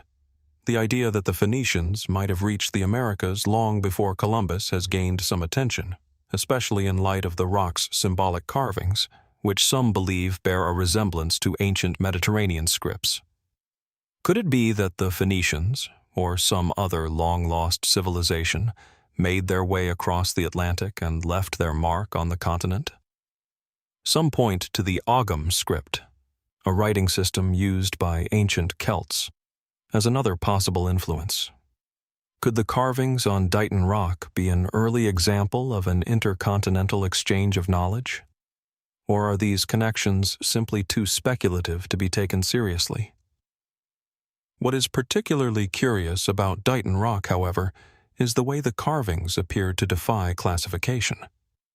Unlike most forms of ancient writing, which typically follow some discernible pattern or structure, The symbols on Dighton Rock seem chaotic, almost as though they were designed to convey something symbolic rather than linguistic. The absence of any clear narrative or recognizable pattern leads some researchers to suggest that the carvings were not intended to communicate information in the way that we understand writing today. Rather, they may represent abstract symbols tied to ritualistic or religious practices, perhaps reflecting the spiritual beliefs of those who created them. One theory posits that the symbols on Dighton Rock may have been used as a form of a map, a guide or marker indicating certain locations, sacred spaces, or routes across the landscape. Could the carvings have served as a kind of symbolic map, marking significant places in the landscape that held spiritual meaning for the people who made them? Or perhaps the rock itself was part of a larger ceremonial or ritual space, a sacred site where the divine and the earthly realms intersected. Despite centuries of investigation and countless theories, the true meaning of Dighton Rock remains elusive. The symbols etched into its surface remain open to interpretation, and no definitive explanation has emerged. Was it a simple record of a long-lost language? A map of sacred sites? A record of cultural exchange between ancient peoples? Or is it something even more enigmatic? Something beyond the grasp of modern understanding? Standing before Dighton Rock with its cryptic carvings worn by centuries of wind and rain, one cannot help but wonder what knowledge it may hold. Could this rock, standing in quiet solitude by the Taunton River, be an ancient message, a symbol of a lost civilization, or a spiritual marker, or perhaps even a story left untold? The mystery of Dighton Rock invites us to ask not only what the rock might reveal, but also what we, in our own time, have yet to uncover. And as the centuries pass, we may still be far from fully understanding the ancient messages inscribed on its surface, waiting for a moment when the past will speak to us clearly. Nestled on the rugged hills of Sardinia, surrounded by a serene landscape of olive groves and quiet stone villages, there exists a place of ancient mystery, Monte Baranta. This is a site where time seems to have stood still, preserving secrets buried beneath the earth for millennia. The hill, rising gently above the surrounding plains, holds within its soil a complex network of structures and artifacts, all pointing to a civilization whose purpose and identity are still largely unknown. What makes Monte Baranta especially intriguing is the strange combination of evidence it presents. Evidence that suggests both ritualistic practices and an advanced understanding of engineering, yet leaves many unanswered questions in its wake. Monte Baranta is located in the heart of Sardinia, an island long known for its rich and diverse archaeological heritage. The region itself has seen countless cultures come and go over thousands of years, from the ancient Nuragic people, who flourished on the island during the Bronze and Iron Ages, to later Roman influences and beyond. It is in the context of this complex history that Monte Baranta finds its place, an archaeological site whose significance seems to span both time and mystery. The most striking feature of Monte Baranta is the series of stone structures that dot the hill's slopes. The site contains what appear to be remnants of megalithic buildings, similar in some ways to other well-known Nuragic structures, like the Nuragis, tower-like fortresses that once dotted Sardinia's landscape. Yet while the presence of these large stone edifices is nothing new to the region, the specific layout and arrangement at Monte Baranta set it apart. The structures here are not just random clusters of stone, they are meticulously arranged, with some buildings positioned in alignment with specific natural features, such as nearby rivers or the rising and setting of the sun. This intentional placement of the structures points to a people who not only had an advanced understanding of construction, but also a deep awareness of their surroundings, one that connected the physical world with the celestial. Could these structures have served as observatories? Were they perhaps linked to ritualistic practices that tied the people of Monte Baranta to the stars, the earth, and the changing seasons? The alignment of the buildings, coupled with the sophisticated stonework, suggests a ceremonial purpose, but the exact nature of these rituals remains speculative. The idea that the people of Monte Baranta were involved in some form of astronomical or religious observance is not far-fetched, especially given the importance of celestial events in ancient cultures. The mystery deepens when we consider the size and scope of the site. Unlike smaller individual nurigs, the structures at Monte Baranta appear to have been part of a larger, more complex settlement or ceremonial center. The evidence suggests that the site was home to a highly organized society, possibly centered around a ruling elite or priestly class, who used the site for both governance and religious purposes. But who were these people, and what happened to them? The truth is, very little is known about the inhabitants of Monte Baranta. Unlike other well-documented cultures of the ancient Mediterranean, such as the Phoenicians or the Greeks, the people who built Monte Baranta remain nameless, their language and customs lost to history. Archaeological digs at Monte Baranta have uncovered a wealth of artifacts, including pottery, tools, and fragments of animal bones, which suggest a society that engaged in agriculture, animal husbandry, and craftsmanship. But while these findings offer some insight into the daily life of the people who lived there, they don't answer the most pressing question. What was the purpose of the stone structures, and why were they so carefully constructed? Were these buildings homes, temples, fortifications, or something else entirely? One of the most intriguing aspects of Monte Baranta is the absence of clear answers to these questions. While the site has been studied extensively, there is no consensus among archaeologists about the function of the structures. Some suggest that the site was primarily a religious center, possibly a place where rituals related to fertility, agriculture, or ancestral worship took place. The intricate design of the buildings, combined with the symbolic significance of the site's positioning, certainly supports this hypothesis. Other researchers, however, argue that the site may have had more practical functions, such as serving as a fortified settlement or a trading hub for the surrounding regions. Despite the wealth of archaeological material uncovered at Monte Baranta, there are still many gaps in our understanding of the site. Some of these gaps are due to the site's relatively remote location, which has made it difficult to fully excavate. But there are also aspects of the site that seem to defy easy explanation. For example, there is evidence of multiple construction phases, suggesting that the site was not only inhabited but also modified over time. This could indicate a shifting cultural or religious landscape, with successive generations adding to or reinterpreting the site's purpose. Could Monte Baranta have been a place of pilgrimage, with each generation of builders contributing their own layer of meaning to the site? Or was it a living, evolving community, where the functions of the buildings changed as the needs of the people shifted over time? Some fringe theories take these questions further, proposing that the builders of Monte Baranta had access to knowledge and technologies that were far beyond the conventional understanding of ancient peoples. Could it be that the people of this site were influenced by lost civilizations, whose advanced knowledge of engineering, astronomy, and spirituality was passed down through the ages? Some theorists suggest that the builders of Monte Baranta were part of a larger, forgotten global network of ancient cultures, with knowledge shared across great distances. While such theories remain speculative, they reflect the deep sense of mystery surrounding the site.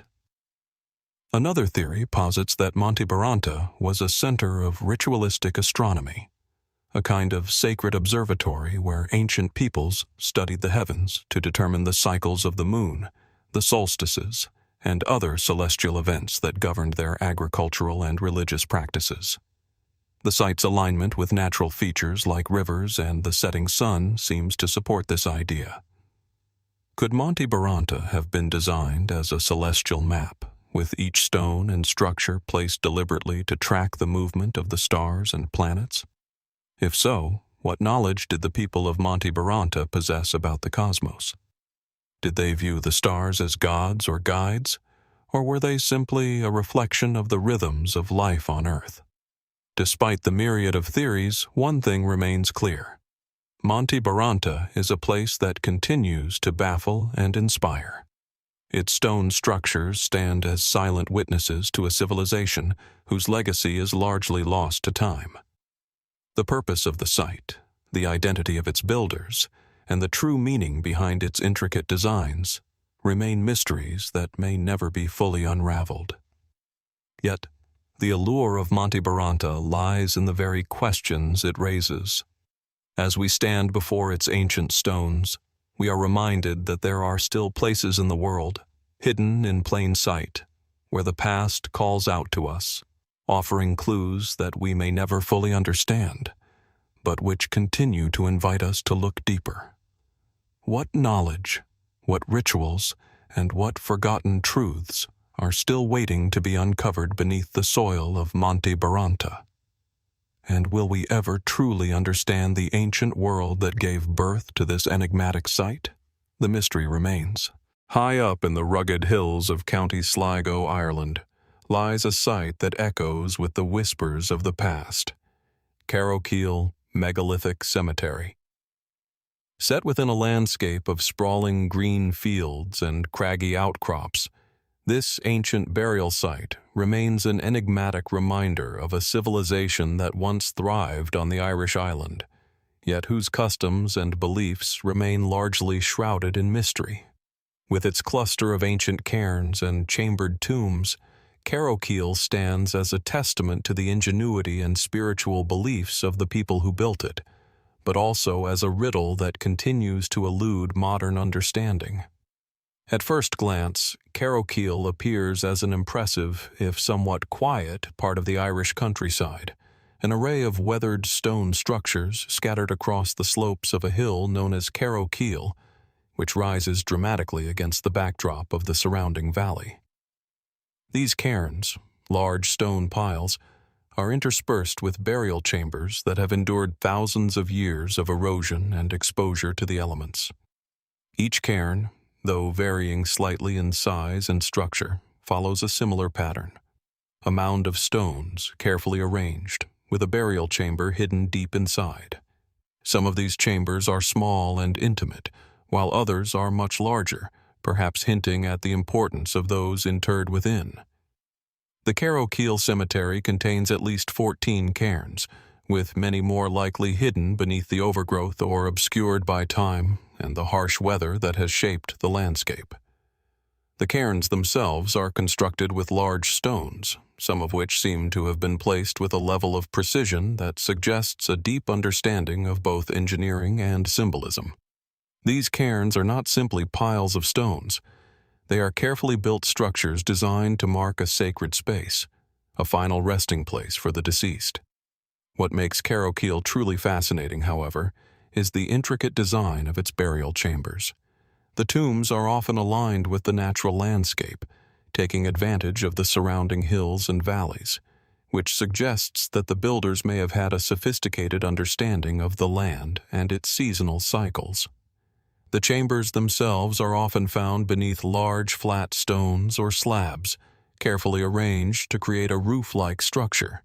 Inside, archaeologists have uncovered human remains, tools, pottery, and even remnants of animal bones, all of which indicate that this site was used not just for burials, but also for ritual purposes. The most striking feature of Carrowkeel, however, is the sheer size and complexity of the site. Unlike smaller burial sites scattered across the Irish countryside, Carrowkeel's tombs and cairns seem to have been constructed as part of a larger, interconnected burial landscape. This raises questions. What did Carrowkeel represent to the people who built it? Was it a local burial ground, or was it a regional center for ceremonial and religious practices? Why did the people of the time invest so much effort into constructing these elaborate tombs? And what role did this site play in the broader social and spiritual dynamics of the ancient world? Mainstream archaeological interpretations suggest that Carrowkeel was a cemetery for an early society, possibly dating back to around 3000 BC during the Neolithic period. The site is believed to be associated with the wider megalithic tradition, which also gave rise to other famous stone structures such as the passage tombs at Newgrange and the standing stones at Callanish. These structures were primarily built as burial monuments, designed to honor the dead and provide a space for the living to commune with the ancestors. The practice of constructing large stone tombs for the dead was not uncommon in Neolithic Europe, and Carrowkeel is thought to have served a similar function, a place where the living could bury their dead, perform rituals, and possibly mark significant astronomical events like the solstices. However, despite this general understanding of the site's purpose, there are several elements that continue to puzzle researchers. For one, the people who built Carrowkeel left behind very few written records. Their language and cultural practices remain largely unknown, and the symbolism behind the cairns and burial chambers remains speculative. The fact that many of the cairns at Carrowkeel appear to be carefully aligned with the sun and stars hints at the possibility that the site was not merely a burial ground, but also an astronomical observatory. Did the people of Carrowkeel use the landscape itself as a giant calendar, marking the passage of time through their knowledge of the skies? Lunar cycles were of immense importance to the people of Carrowkeel. The solstices, equinoxes, and lunar cycles were of immense importance to ancient societies, especially those who relied on agriculture for survival. Could the burial chambers have been constructed to align with the changing seasons, marking key moments in the agricultural cycle? The layout of the cairns, some of which are positioned to face certain hilltops or valleys, could suggest an intentional connection between the land and the heavens. But there is also an even more speculative theory, one that suggests that the site might have been a place of spiritual or ritualistic significance, far beyond anything we can fully comprehend today. The alignment of the cairns and burial chambers with the natural landscape could indicate that the people of Carrowkeel held beliefs that integrated both the physical and spiritual worlds. Some theorists even propose that the site was used for shamanic practices, or that the arrangement of the stones and burial chambers was a reflection of an ancient cosmology, one that intertwined the cycles of the earth with the rhythms of the universe. Could the people who built Carrowkeel have had an esoteric understanding of the cosmos, perhaps one that we have only recently begun to understand? One of the most perplexing aspects of Carrowkeel is the lack of definitive answers about the identity of the people who built it. Unlike other Neolithic sites in Europe, where there is some evidence of cultural continuity, or at least a clear lineage of peoples, Carrowkeel's builders remain elusive. Did they belong to a specific tribe, or were they part of a larger network of ancient communities connected by trade, belief systems, or shared knowledge? Archaeological evidence points to a sophisticated and organized society, but there is little to tell us who these people were or how they came to build such an extraordinary site. As with so many other ancient mysteries, the lack of answers only deepens the allure of Carrowkeel. The site's quiet majesty, set against the rolling hills of Sligo, invites us to wonder about the people who constructed it, and the beliefs and rituals that drove them to create such an enduring monument. Were they simply paying tribute to the dead, or were they marking a deeper, more sacred connection to the earth and the stars? The mystery of Carrowkeel remains, as it has for thousands of years, an open question, waiting for us to look closer, to ask the right questions, and perhaps to uncover the answers hidden beneath the stones. What truths about this ancient society might still lie buried within the earth, waiting for the next generation of explorers to discover? In the windswept plains of Azerbaijan, amidst the rugged hills and rocky outcrops, lies a site that seems to capture the essence of human history in a way few places can. Gobustan Rock Art, also known as Gobustan petroglyphs. Spread across an area of more than 50 square kilometers, This collection of prehistoric carvings offers a unique glimpse into the distant past, where human creativity and the natural world converged. What makes Gobustan so striking is not just the quantity or beauty of its art, but the profound mystery it holds, a mystery that seems to transcend the ordinary limits of time and place. The petroglyphs of Gobustan are etched into the surface of smooth, weathered boulders and rock faces, some as high as 3 meters above the ground. These engravings, thought to date back as far as 5000 BC, depict a fascinating array of figures: animals, human figures, abstract symbols, and scenes of daily life. Some carvings seem almost simple, while others suggest a complexity of thought and symbolism that points to a far deeper understanding of the world. Herds of cattle and wild animals appear alongside human figures, some wielding spears or dancing, while others appear to be partaking in ceremonial or religious rituals. The diversity of these images paints a picture of an ancient society that was not only concerned with survival but also with spirituality, ritual, and social structure. Gobustan's petroglyphs are located in an area known as the Gobustan National Park, just southeast of the Caspian Sea, and the site's stark, barren landscape only adds to its mystique. The land here is dry, arid, and almost otherworldly in its desolation, as if nature itself is intent on preserving the ancient secrets hidden in the stones.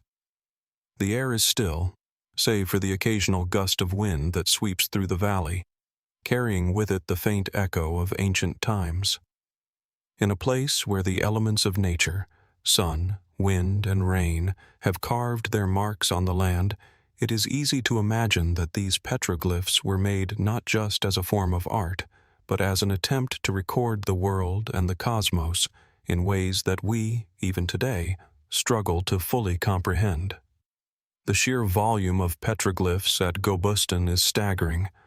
Over 6,000 individual carvings have been documented across several distinct locations within the park. Some of the carvings appear to depict hunting scenes, with figures of men chasing wild animals, while others show the domestication of animals and the activities associated with early farming. These scenes reveal a deep connection between the people of Gobustan and their environment, one in which survival and spiritual beliefs were closely intertwined. The presence of human figures alongside animals is particularly noteworthy, suggesting that the people of this time saw animals as both a source of sustenance and as symbolic creatures, imbued with spiritual or mythological significance. But it's not just the figures of humans and animals that make the Gobustan petroglyphs fascinating. It's also the more abstract symbols, whose meanings remain a subject of speculation. Geometric patterns, spirals, and circles are common motifs, some of which may have been used in ritualistic or ceremonial contexts. The question, of course, is, what did these abstract symbols mean to the people who carved them? Were they part of a larger religious or cosmic belief system? Or were they simply decorative elements in the day-to-day lives of these early humans? Some researchers suggest that the spirals could represent the cyclical nature of time, reflecting the seasons, the moon, or even the cycles of life and death. Others propose that the figures may have had shamanic significance, representing communication with the spirit world, or that the petroglyphs were an attempt to depict an understanding of the cosmos and the stars. Yet, despite extensive research, the full meaning of many of these symbols remains elusive. Some have compared the art of Gobustan to other ancient petroglyph sites, such as those found in the Sahara Desert or in the caves of Lascaux, France, where the images appear to reflect similar concerns with life, death, and the natural world. Could these petroglyphs be a universal language, or were they unique to the people of Gobustan, reflecting a particular cultural worldview? This question lingers, inviting us to consider the possibility that ancient peoples, separated by vast distances and time, may have shared common ways of understanding and expressing their place in the world. One of the most captivating aspects of the Gobustan petroglyphs is the possibility that they were created for ritualistic or religious purposes. Some of the carvings show figures in what appear to be ceremonial postures, with arms raised or positioned in ways that suggest some form of worship or invocation. Were these ancient peoples attempting to communicate with gods or spirits, or were they marking important life events, such as the hunt, birth, or death? The repetitive nature of certain symbols, such as the sun-like shapes and concentric circles, may indicate that the carvings were used as a form of visual language or storytelling, designed to convey messages about the human condition, the environment, and the divine. But perhaps the most mysterious feature of the Gobustan petroglyphs is their potential connection to astronomical or celestial phenomena. Some carvings seem to align with the stars, and certain motifs appear to represent the movement of the sun and moon. Could the people of Gobustan have had an understanding of the heavens that was more advanced than we imagine? Did they track celestial events, such as the movements of the stars and planets, in ways that influenced their agricultural practices or spiritual beliefs? The alignment of certain petroglyphs with specific astronomical events, such as solstices or equinoxes, suggests that these ancient peoples may have had an intimate connection with the cycles of the sky. It is this very mystery that continues to captivate researchers and visitors alike. Could the petroglyphs at Gobustan be more than just depictions of daily life and hunting practices?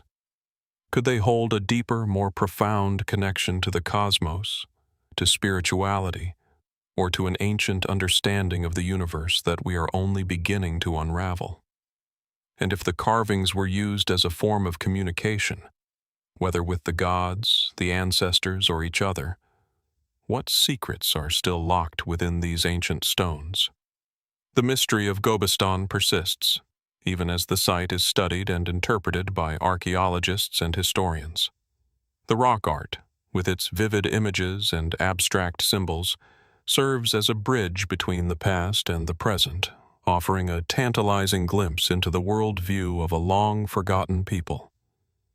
Yet for all our modern tools and technologies, the true meaning behind many of these petroglyphs remains just out of reach.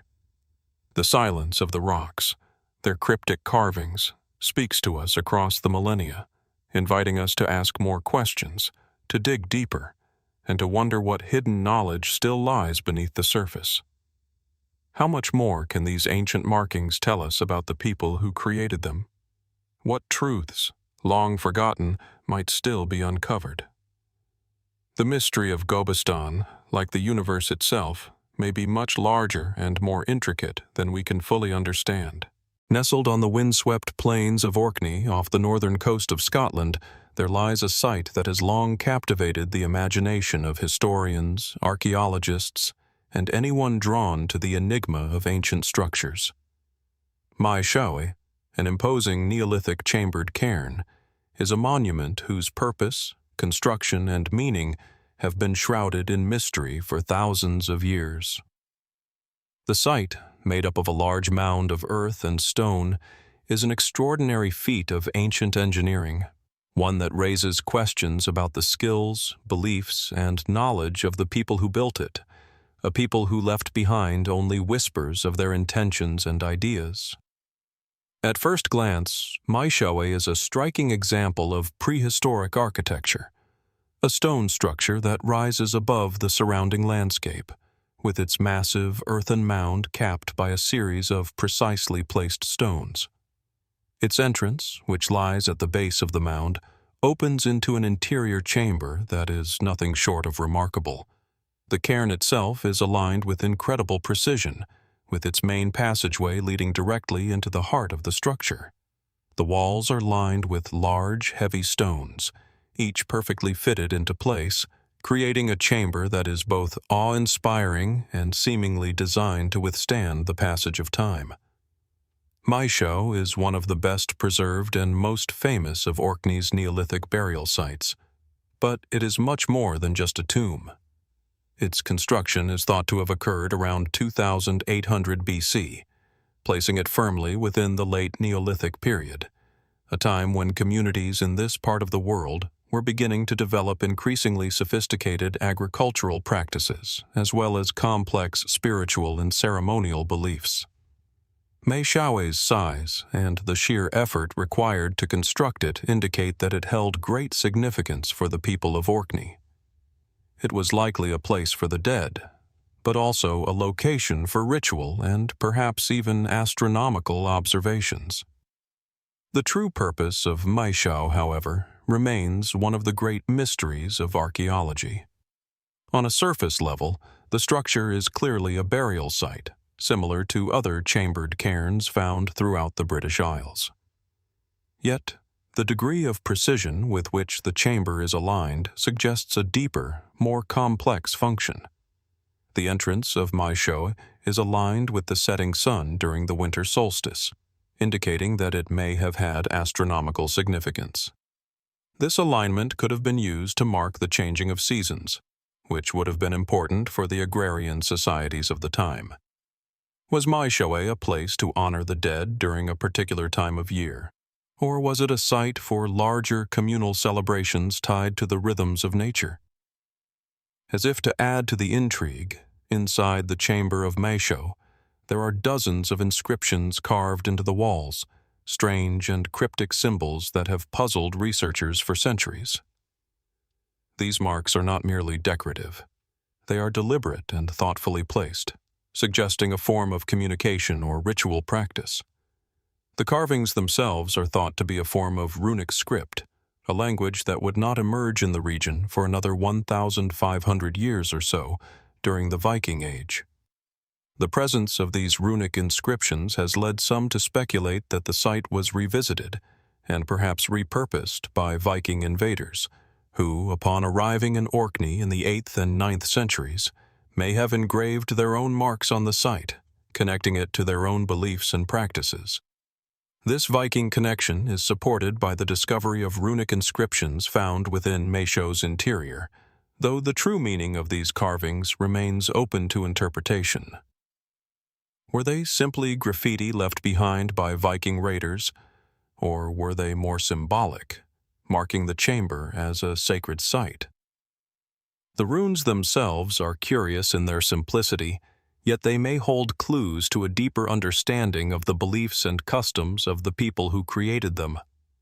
The idea that the Vikings, who would have been familiar with both Norse mythology and the concept of sacred burial sites, could have visited Maeshowe adds another layer of complexity to the structure's history. Yet, even beyond the Viking inscriptions, the very design of Maeshowe raises questions that remain unresolved. The structure is an architectural marvel, with the passage leading into the central chamber carefully constructed to prevent the accumulation of water and to maintain a dry, habitable space. The stonework is so precise that the chamber has remained remarkably intact over millennia. How did the Neolithic builders manage to construct such a sophisticated and enduring structure? What tools did they have at their disposal? And what knowledge did they possess of astronomy, geometry, and construction that allowed them to achieve such precision? One theory suggests that the builders of Maeshowe may have had a profound understanding of the natural world, including the movement of the sun, stars, and planets. The alignment of the passage with the winter solstice could indicate that Maeshowe was more than just a tomb. It could have been a place for marking the passage of time, connecting the earthbound realm to the cosmos. This theory points to the possibility that the people who built Maeshowe had a complex system of beliefs that intertwined the cycles of nature with their understanding of life, death, and the afterlife.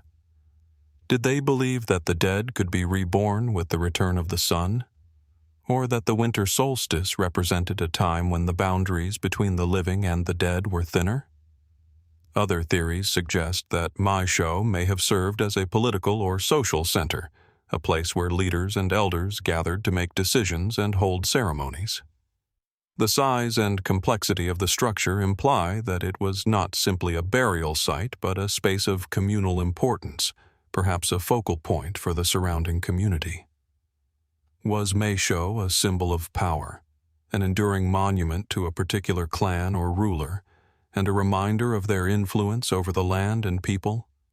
Or was it, as some believe, a site dedicated to ancestor worship, a place where the dead were honored not just for their past deeds, but for their ongoing influence in the spiritual world?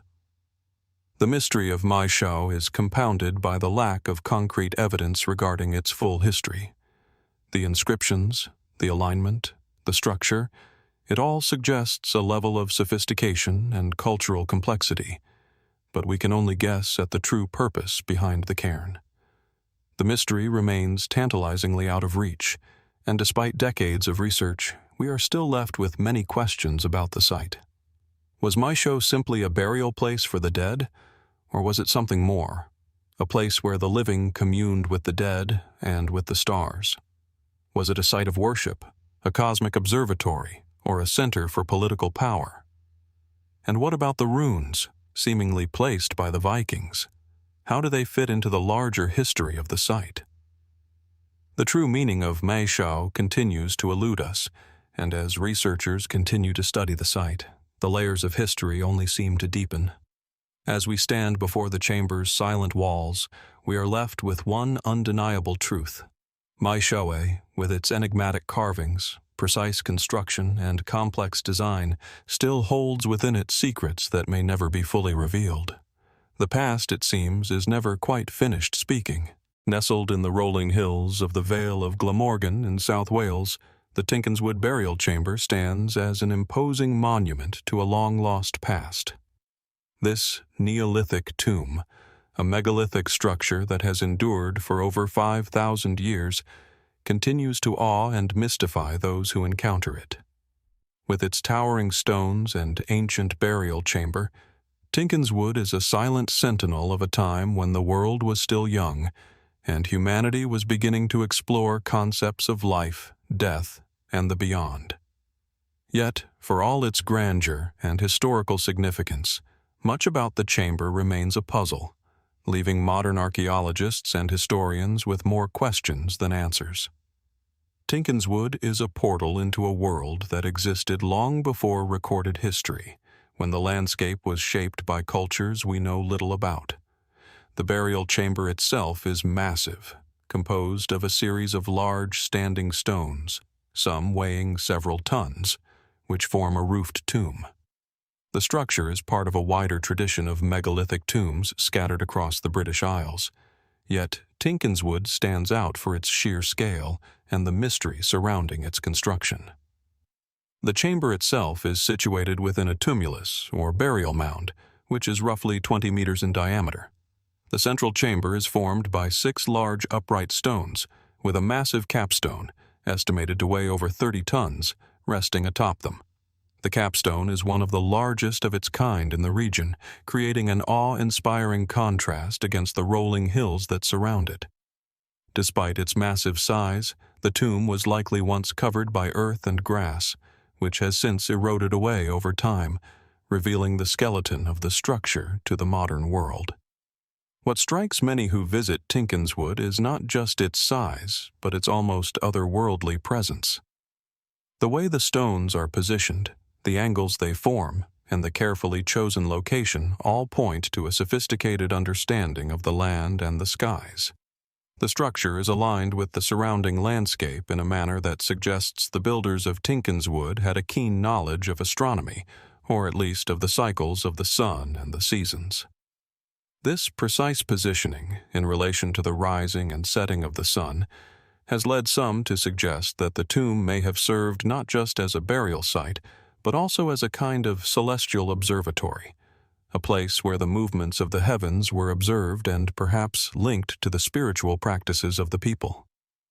Tinkinswood's primary function, however, seems to have been as a place for the dead. Archaeological evidence supports the idea that the chamber was used for communal burial, as numerous human remains, as well as various grave goods, have been found within and around the tomb. The discovery of these remains suggests that the people who built the tomb viewed death as a communal and ceremonial event, one in which the dead were not simply buried, but honored with offerings that reflected the living's beliefs and spiritual practices. Among the artifacts discovered in and around the chamber were pottery, tools, and fragments of human bones. These objects suggest that the people who built Tinkinswood were part of a larger, interconnected Neolithic society that had developed agriculture, animal husbandry, and an emerging form of social organization. But despite the material culture found at Tinkinswood, the identities and beliefs of those who constructed it remain elusive. The construction of such a tomb, with its massive stones and complex design, would have required a level of social organization and cooperative labor that was highly advanced for its time. How did the people of Tinkinswood quarry and transport these enormous stones across the landscape?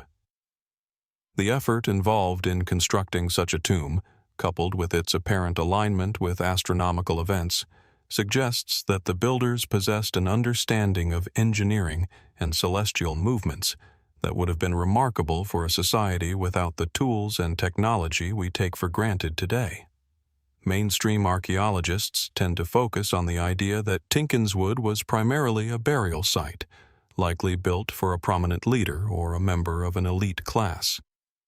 This theory is supported by the scale of the tomb and the careful arrangement of the stones, which suggest that the tomb was designed to honor someone of great importance.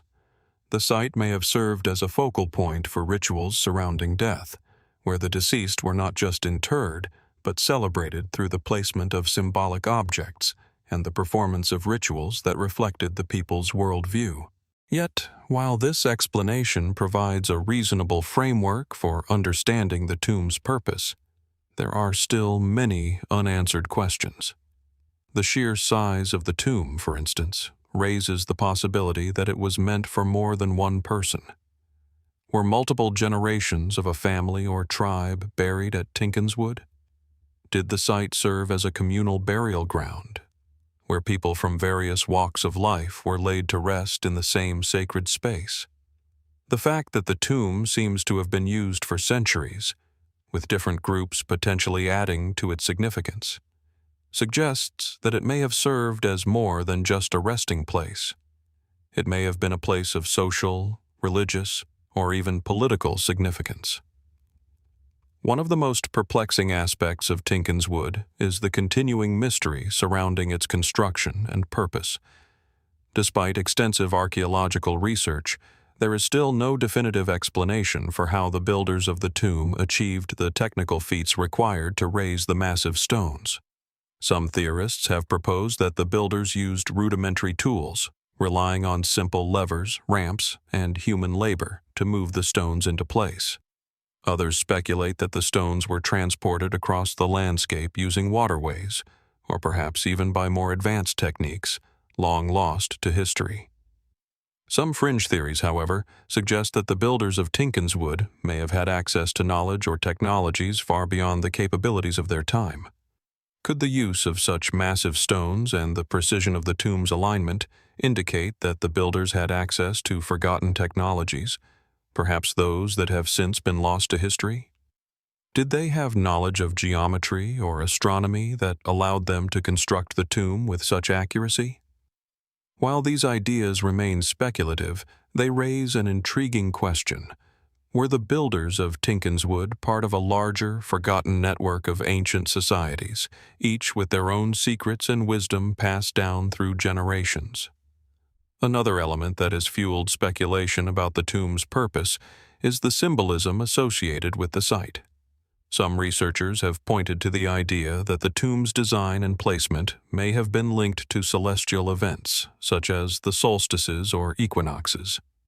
The alignment of the stones and the location of the tomb within the landscape may have served to mark significant astronomical moments, connecting the lives of the people who built it to the cycles of the sun and moon. Could the people of Tinkinswood have believed that the tomb acted as a conduit between the physical and spiritual worlds, a place where the deceased could be reborn or communicate with the gods? Despite these theories, the true meaning of Tinkinswood remains an open question. What was the tomb truly meant to represent? Was it a symbol of power and prestige, or was it a site dedicated to ancestral worship, connecting the dead with the living and the divine? Did it serve as a communal space, or was it a singular tribute to an important individual or family? As we stand before the great stones of Tinkinswood, we are reminded that the past is often far more complex than we can fully comprehend.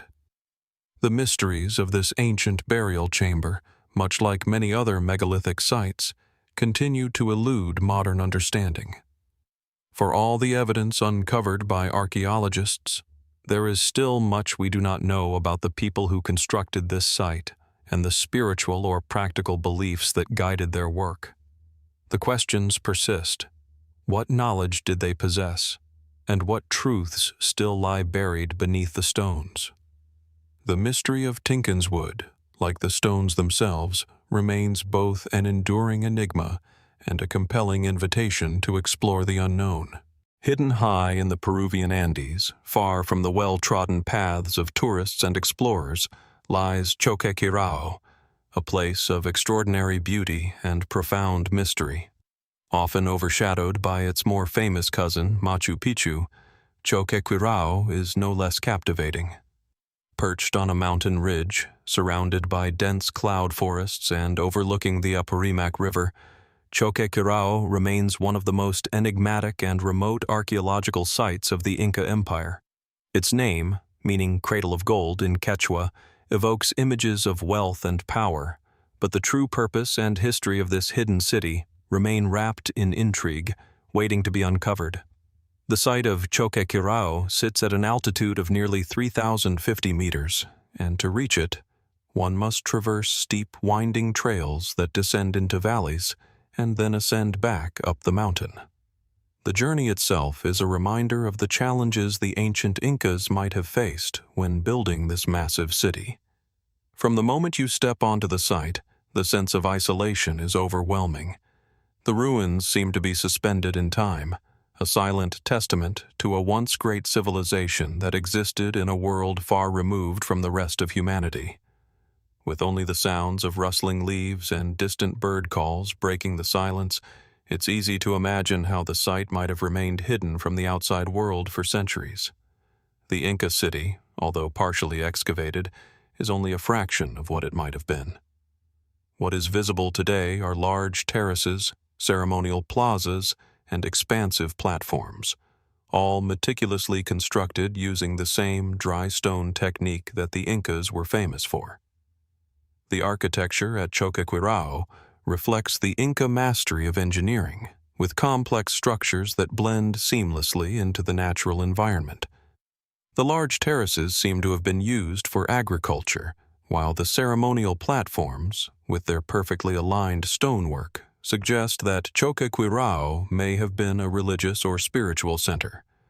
Like Machu Picchu, Choquequirao was designed to harmonize with its surroundings. The site is organized around a central plaza, with buildings arranged in a grid pattern. Each structure is carefully positioned, taking into account the natural landscape, sunlight, and possibly even celestial alignments. The terraces are another marvel, each one a feat of engineering that allowed the Incas to cultivate crops at high altitudes, turning what might have been an inhospitable region into a productive agricultural hub. This sophisticated use of the land indicates a deep understanding of both the environment and the people's needs, suggesting that Choquequirao was more than just a military outpost or royal residence. It was likely a hub of spiritual, agricultural, and economic significance. Despite the grandeur of Choquequirao, its exact function within the Inca Empire remains unclear. Some archaeologists speculate that it was a secondary royal residence, perhaps a retreat for the Inca elite, or an administrative center that governed the surrounding region.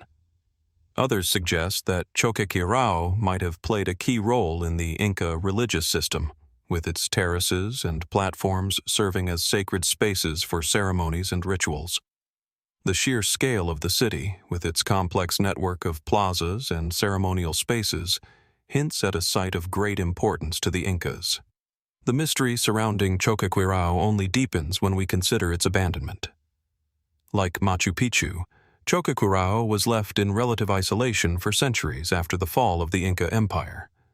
However, unlike Machu Picchu, Choquequirao was not rediscovered by Hiram Bingham in the early 20th century. It remained largely forgotten until the late 19th and early 20th centuries when explorers began to venture into the remote mountains of southern Peru. Today, much of the site remains overgrown and inaccessible, with only a portion of its vast expanse uncovered. Why was Choquequirao abandoned? The most accepted theory is that the site was gradually deserted after the Spanish conquest of the Inca Empire in the 16th century. However, this explanation leaves much to be desired. The Spanish did not immediately conquer all of the Inca territories, and many places, like Machu Picchu, were likely abandoned before the arrival of the conquistadors. Could there have been a more profound reason for the site's abandonment? Was there some cultural or religious shift that led to its disuse? Or was Choquequirao simply a victim of time, its importance fading as new political and social realities took hold in the wake of the Inca Empire's collapse? Another intriguing question is the possible role of Choquequirao in the Inca resistance against the Spanish. According to some theories, Choquequirao may have been used as a stronghold by Inca holdouts after the fall of Cusco.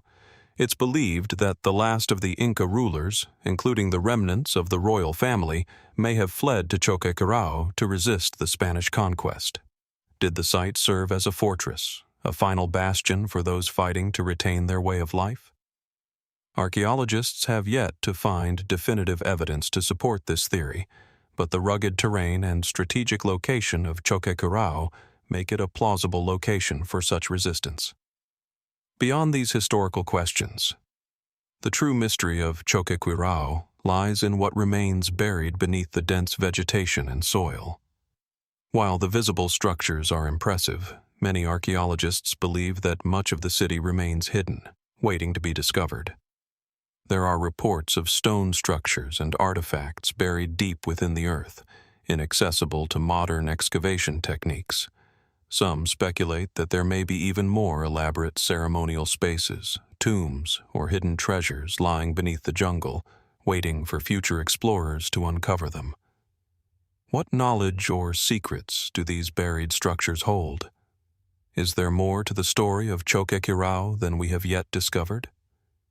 The role of the site in the larger Inca Empire remains one of the most tantalizing aspects of Choquequirao.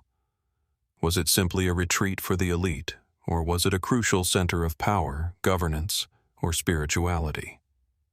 The alignment of its terraces with the sun and its integration with the surrounding natural world suggest a deep connection to the Incas' cosmological and religious beliefs.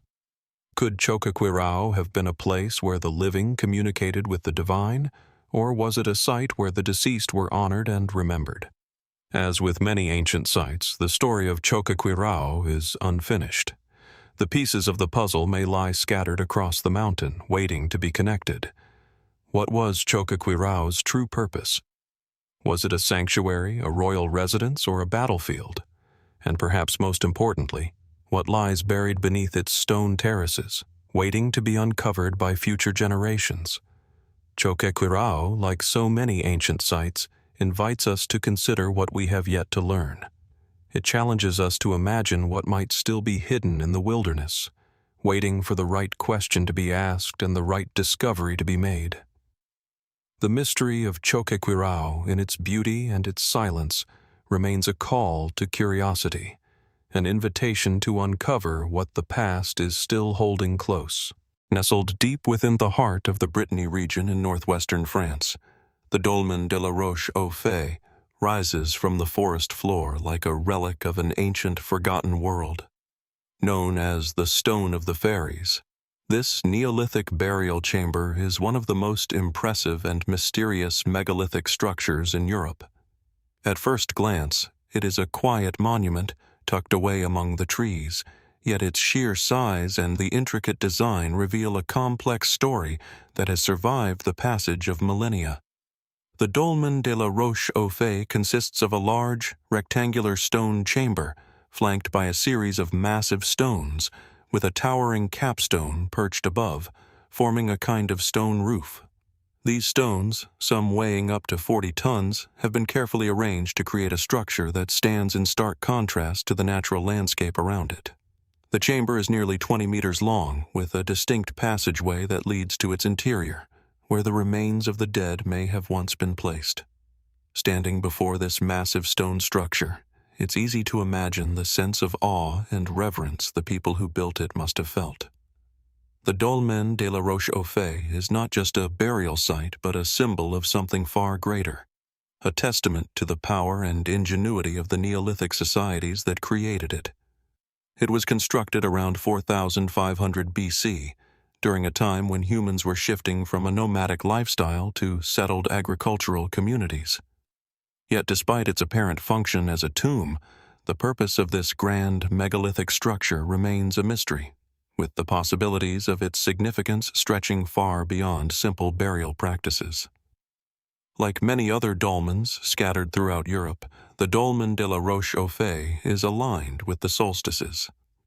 Its passageway faces southeast, a strategic positioning that may have allowed its builders to mark the changing of the seasons with remarkable precision. This suggests that the people who constructed the dolmen had an advanced understanding of the solar cycle, an understanding that could have been tied to agricultural rituals, seasonal celebrations, or perhaps even spiritual beliefs. Did they view the sun's journey across the sky as a divine event?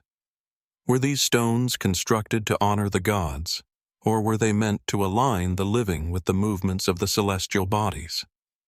The sheer size and scale of the dolmen raises even more questions about the capabilities of its builders. How did they transport these enormous stones, some of which weigh several tons, from quarries miles away? What tools did they use to move, carve, and position them with such precision? Some researchers suggest that the stones may have been transported over long distances using a combination of wooden sledges and rollers, but no definitive answers have emerged. The dolmen's alignment with the sun's path further hints at a possible understanding of geometry and astronomy that was ahead of its time. How did these early societies, without the benefit of modern tools or scientific knowledge, achieve such feats of construction and design? Were there techniques, perhaps passed down from an older civilization, that allowed them to achieve this level of architectural sophistication? While the physical construction of the Dolmen de la Roche-aux-Fées is an extraordinary achievement in itself, it is the mystery of its true purpose that continues to captivate the imagination. Many mainstream archaeologists agree that it was likely used as a burial chamber for important figures, perhaps tribal leaders or religious figures, whose remains were placed within the chamber in the hope of securing a place in the afterlife. The presence of human remains and artifacts in and around dolmens suggests that these sites were not just places of death, but centers of ritual and worship. Yet the specific rituals performed at these sites remain largely unknown. One theory suggests that the dolmen was part of a larger network of sacred sites connected by ancient pathways, linking the living to the spiritual world. Some researchers have pointed to the role of the dolmen as part of an elaborate funerary system in which the dead were placed in tombs that mirrored the living world. These sacred structures may have been seen as a way to bridge the gap between life and death, with the towering stones symbolizing a pathway to the heavens or the realm of the gods. Could the Dolmen de la Roche-aux-Fées have served as a kind of gateway, a place where the dead could transition into the next world, guided by the alignment of the sun and the natural forces of the land? Though many of the local legends surrounding the Dolmen de la Roche-aux-Fées have faded into myth, their presence speaks to the enduring power of this site. The very act of naming it after fairies suggests that the people who lived in the region saw the dolmen as something beyond a simple monument. It may have been imbued with magical or spiritual significance, a place where the boundary between the natural and supernatural worlds was thin. Could it have been a site where people gathered to perform rituals to communicate with the divine or the dead? Did the dolmen itself hold powers that transcended the physical, perhaps through the alignment of the stones with celestial events or the energy of the landscape around it. As with so many ancient monuments, the mystery of the Dolmen de la Roche-aux-Fées endures, inviting more questions than answers. The site's purpose, construction, and significance remain elusive, with each theory offering tantalizing possibilities without providing a definitive explanation. Were the people who built this dolmen simply ahead of their time, using their knowledge of astronomy and engineering to create a monument of lasting power? Or is there something more to the site, some hidden purpose, perhaps tied to ancient spiritual beliefs or cosmic alignments, that we have yet to understand? The mystery of the Dolmen de la Roche-aux-Fées is one that continues to capture the imagination, beckoning us to explore its secrets, buried beneath the stones, and to wonder what might still be hidden from our view. As the sun rises over the vast expanse of the Indus Valley, one might be surprised to find that beneath the arid landscape, buried deep in the earth, lie the remnants of a sophisticated civilization. Harappa, one of the ancient urban centers of the Indus Valley civilization, is now a sprawling archaeological site that offers a tantalizing glimpse into a world that flourished over 4,500 years ago. Yet, within this sprawling city, one of its most enduring and mysterious features lies in the ruins of its granaries, vast, expertly designed structures that speak to a level of social and technological organization that remains a subject of great intrigue. The Harappa Granaries, though largely in ruins today, were once colossal buildings, constructed with remarkable precision and foresight.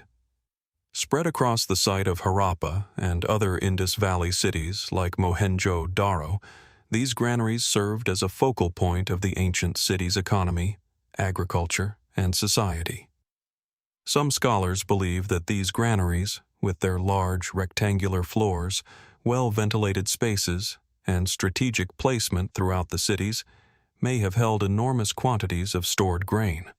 But the mystery of these structures extends far beyond their function as mere storehouses for food. What did they reveal about the Indus Valley civilization's knowledge of agriculture, economy, and social organization?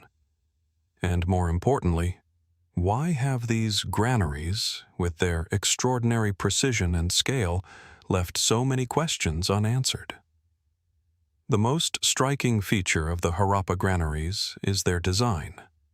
The structures are made of carefully arranged brickwork, with multiple rows of platforms and wells to allow for airflow and preserve the stored grain.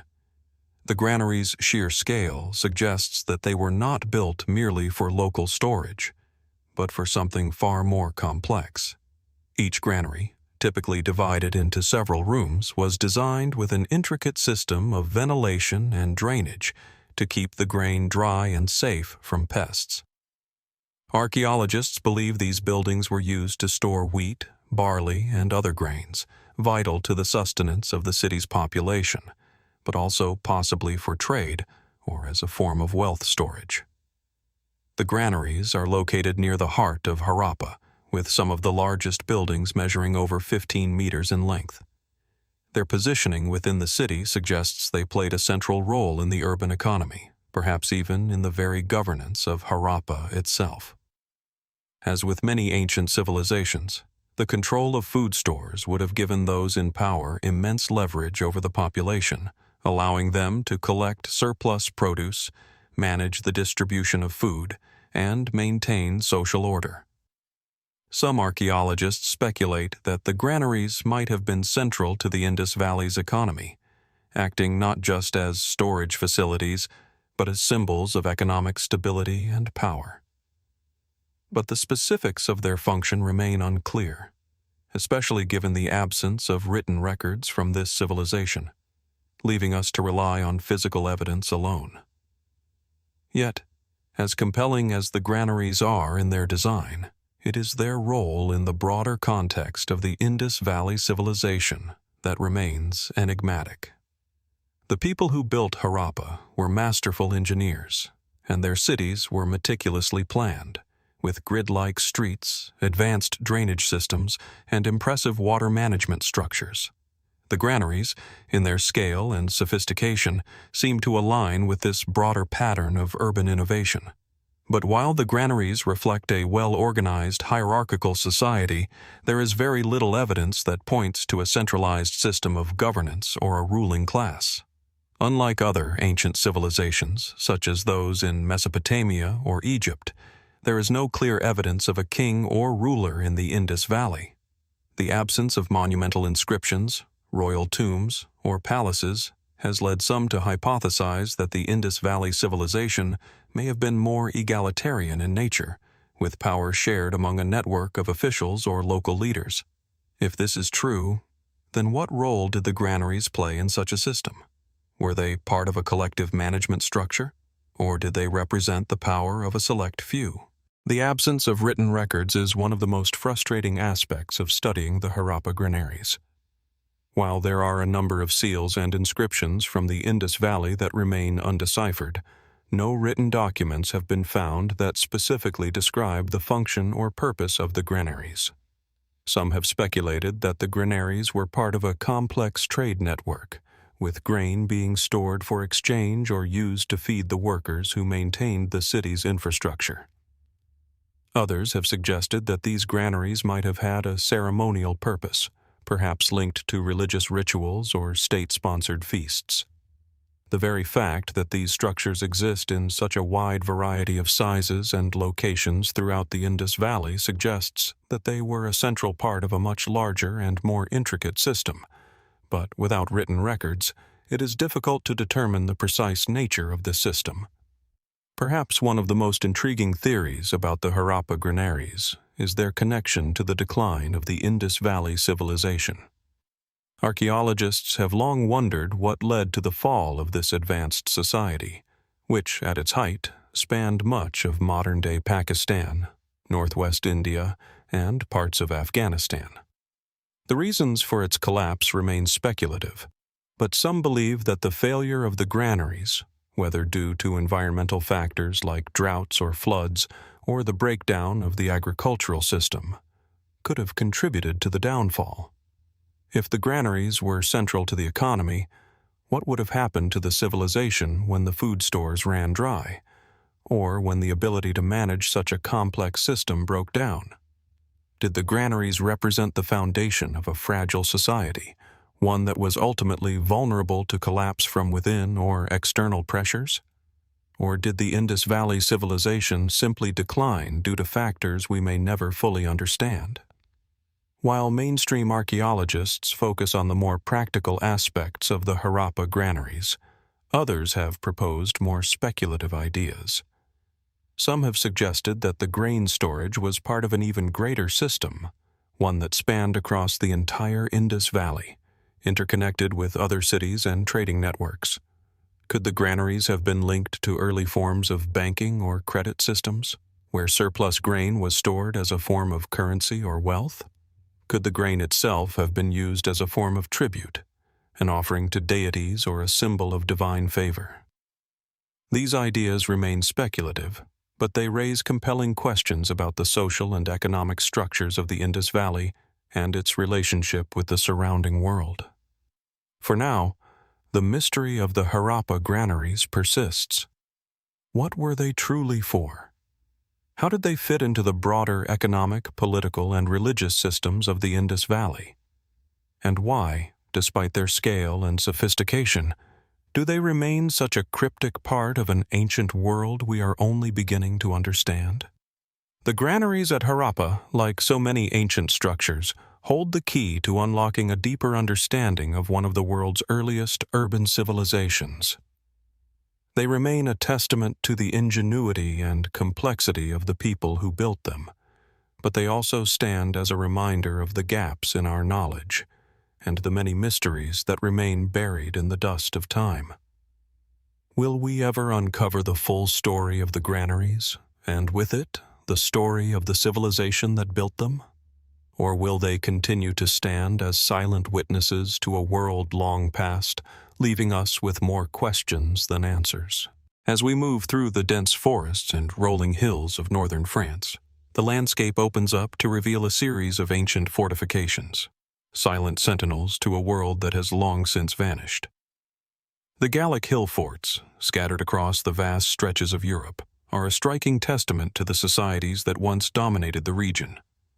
These hilltop settlements, built between the 7th and 1st centuries BC, stand as enigmatic structures, their sheer size and intricate design reflecting a level of military and social organization that continues to baffle archaeologists and historians alike. The Gallic Hillforts, or oppida, as they were known in the Celtic world, are typically perched on elevated positions, offering a commanding view of the surrounding terrain. This strategic placement, often atop steep hills or rocky outcrops, suggests that their builders valued both defense and control. The fortifications themselves are formidable, massive earthen ramparts, wooden palisades, and stone walls, designed to protect the inhabitants from invaders. Yet, despite their defensive purpose, the hill forts were also centers of commerce, culture, and political power, hinting at a society that was far more complex than mere warriors scrambling to protect their lands. The most iconic of these hill forts is the site of Bibracte, located in what is now Burgundy, France. Here, atop a rugged hill, the remains of an ancient settlement sprawl across the landscape. Once the capital of the Aeduans, a powerful Gallic tribe, Bibracte was strategically located at the crossroads of several key trade routes.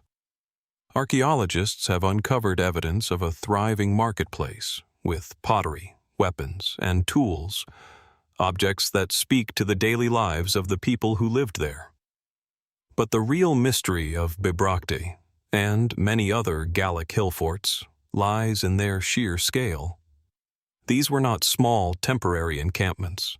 They were permanent settlements, often spanning hundreds of hectares, with complex fortifications that suggest the existence of a highly organized and powerful society. What is most remarkable about these hill forts is the apparent sophistication of their construction. The ramparts, which could rise as high as 20 feet, were reinforced with wooden beams, creating a multi-layered defense system. The walls were often built in a series of concentric rings, with gates strategically placed to control access. Inside, the settlements were divided into distinct zones, with residential areas, workshops, and ceremonial spaces all carefully laid out.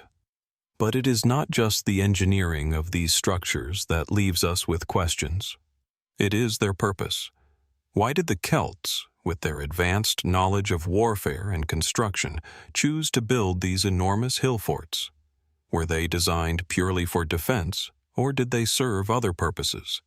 Some scholars argue that the hill forts were primarily military outposts, built to defend against invading forces or rival tribes. Yet, the size and complexity of these settlements suggest that they were more than just strongholds. Could they have been centers of political and religious power as well? Were these fortified settlements not just fortresses, but symbols of the tribe's dominance, places where leaders and priests gathered to make decisions that would affect the entire community? The evidence of monumental structures, such as large communal spaces and ritual sites within these fortifications, suggests that the hill forts played a significant role in the social and spiritual lives of the Celts. Despite the overwhelming evidence of their importance, much about the Gallic hillforts remains shrouded in mystery. The Celts did not leave behind written records, and much of what we know about them has been passed down through the accounts of outside observers, such as the Greeks and Romans. According to these ancient sources, the Celts were fierce warriors, known for their elaborate religious practices, complex social structures, and intricate art. Yet much of this information is filtered through the lens of outsiders, who often misunderstood or exaggerated the true nature of Celtic society. For instance, the Romans, after their conquest of Gaul in the 1st century BC, frequently depicted the Celts as barbaric, despite the evidence of a highly developed civilization.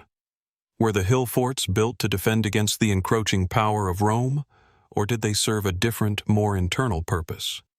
Did the Celts fear a different enemy altogether? Perhaps rival tribes or even internal uprisings? Some researchers believe that the hill forts were more than just military bases. The impressive scale of these settlements suggests that they could have been places of trade and commerce, where goods from across the Mediterranean and beyond were exchanged. The archaeological record supports this theory, as many hill forts contain evidence of metalworking, pottery production, and other forms of craftsmanship. These centers of production would have attracted traders from distant lands, and the Celts, known for their artistic and metalworking skills, would have benefited greatly from the exchange of goods and ideas. Other theories suggest that the hill forts may have had a more spiritual significance. The Celts were known for their strong connection to the natural world, and many of their religious practices revolved around sacred sites and rituals. Some hill forts, like those at Gournay-sur-Arronde and Montbeuvray, contain evidence of large ceremonial areas, with altars and sacred stones that suggest these sites were used for religious gatherings. Could the hill forts have been the focal point of a larger religious network, where spiritual leaders communicated with the gods or spirits? The Celts' intricate belief system, which involved a pantheon of gods and spirits, could have made the hill forts not only centers of political and economic power, but also of cosmic significance. Perhaps one of the most tantalizing aspects of the Gallic Hillforts is their sudden disappearance. By the end of the 1st century BC, the once thriving settlements began to decline, their inhabitants scattering or being absorbed into the Roman Empire. What caused the fall of these once mighty fortifications? Some historians argue that the rise of Roman military power was the primary factor, as the Romans systematically dismantled the Celtic tribes and absorbed them into their empire. Others suggest that the collapse of the hill forts may have been a result of internal strife, perhaps as rival factions vied for power, leading to the disintegration of the tribal system. Or could there have been environmental factors, such as climate change or resource depletion, that contributed to the decline? The reasons for their fall remain speculative, and like so much of Celtic history, we may never fully understand what led to the dissolution of these powerful fortifications. The mystery of the Gallic hill forts is a testament to the complexity and ingenuity of the Celtic societies that built them. From their impressive military defenses to their potential roles as centers of commerce and religion, these fortifications raise more questions than answers. Were the hill forts simply military strongholds, or did they represent something deeper, an embodiment of Celtic power, belief, and identity? And as we gaze upon the silent ruins, we are left to wonder, what secrets remain hidden beneath the soil, waiting to be uncovered? How much more of the story of the Celts and their hill forts still lies buried, lost to time? As the endless desert winds whip through the vast expanse of the Saudi Arabian desert, an unassuming plateau rises, dotted with a collection of peculiar stone structures. Known as Al-Rajajil, these enigmatic formations stand in stark contrast to the barren landscape around them. At first glance, they seem like little more than abstract stone pillars, positioned in rows across the desert floor. But as you approach closer, the full scale and complexity of these formations reveal themselves, and with them, a mystery that has baffled archaeologists and historians for decades. Al-Rajajil, meaning the pillars in Arabic, is a site that has remained largely unexplored until recently. Situated in the northern region of Saudi Arabia, near the town of Juba, it consists of over 50 stone pillars, some of which rise up to 2.5 meters in height, arranged in a seemingly deliberate pattern across the desert. Their construction is as perplexing as their purpose, as there is little recorded history to explain who built them, when they were erected, or why they were placed in such a manner. The stones appear to form a loose alignment, although the exact positioning of the pillars suggests that there may have been more to their arrangement than simple randomness. The pillars themselves are made of sandstone, and their shapes vary. While some are roughly rectangular or cylindrical, Others have more irregular shapes, almost as though they were intentionally shaped to resemble human figures. Some even display shallow carvings, though these are not fully understood. The lack of inscriptions or clear signs of tool use adds to the enigma.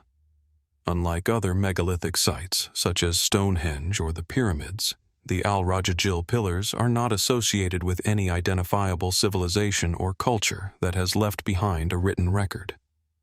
What could such a seemingly mysterious site tell us about the people who constructed it? What stands out most about Al-Rajajil is its isolation. It is located deep within the desert, far from any major ancient settlements, trade routes, or cultural hubs of the Arabian Peninsula. This unusual location has led some researchers to speculate that the site had a specific function that necessitated a remote setting. Was it a place of spiritual significance, perhaps a site for rituals or offerings? Were these pillars intended to mark celestial alignments or to serve as markers for something much greater, something lost to time? The fact that the structures are arranged in rows, with spaces between them, suggests a certain intent, perhaps related to astronomy, ceremonial rites, or even early forms of communication. The presence of stone slabs, aligned to the stars or sun, offers tantalizing hints at an astronomical connection. Could this desert plateau have once been a kind of observatory, where ancient people gazed at the heavens, attempting to divine meaning from the movements of the stars? Some archaeologists propose that Al-Rajajil was part of a larger ceremonial or burial complex, similar to other megalithic sites across the globe. The pillars could have marked important geographical or celestial landmarks, guiding travelers or nomadic peoples. In this theory, the pillars may not have had a singular purpose but served as a multifunctional structure, part astronomical observatory, part religious monument, part cartographic tool. However, these theories remain speculative, and without further excavation or written records, they are difficult to prove. Interestingly, there are elements that suggest the pillars were intentionally erected in a manner that could have reflected a deep understanding of geometry and spatial organization. The positions of the stones appear to form both straight lines and curves, with an intentionality that suggests a sophisticated design, possibly mirroring the complex landscape of the surrounding desert. Yet, as much as the site seems purposeful, there is no concrete evidence to suggest what that purpose may have been. Could the people who built the pillars have been trying to represent something spiritual, like a cosmic alignment? Or were they marking boundaries between different territories or tribes? While the location and construction of Al-Rajajil hint at advanced knowledge, it is the possible date of the pillar's creation that deepens the mystery.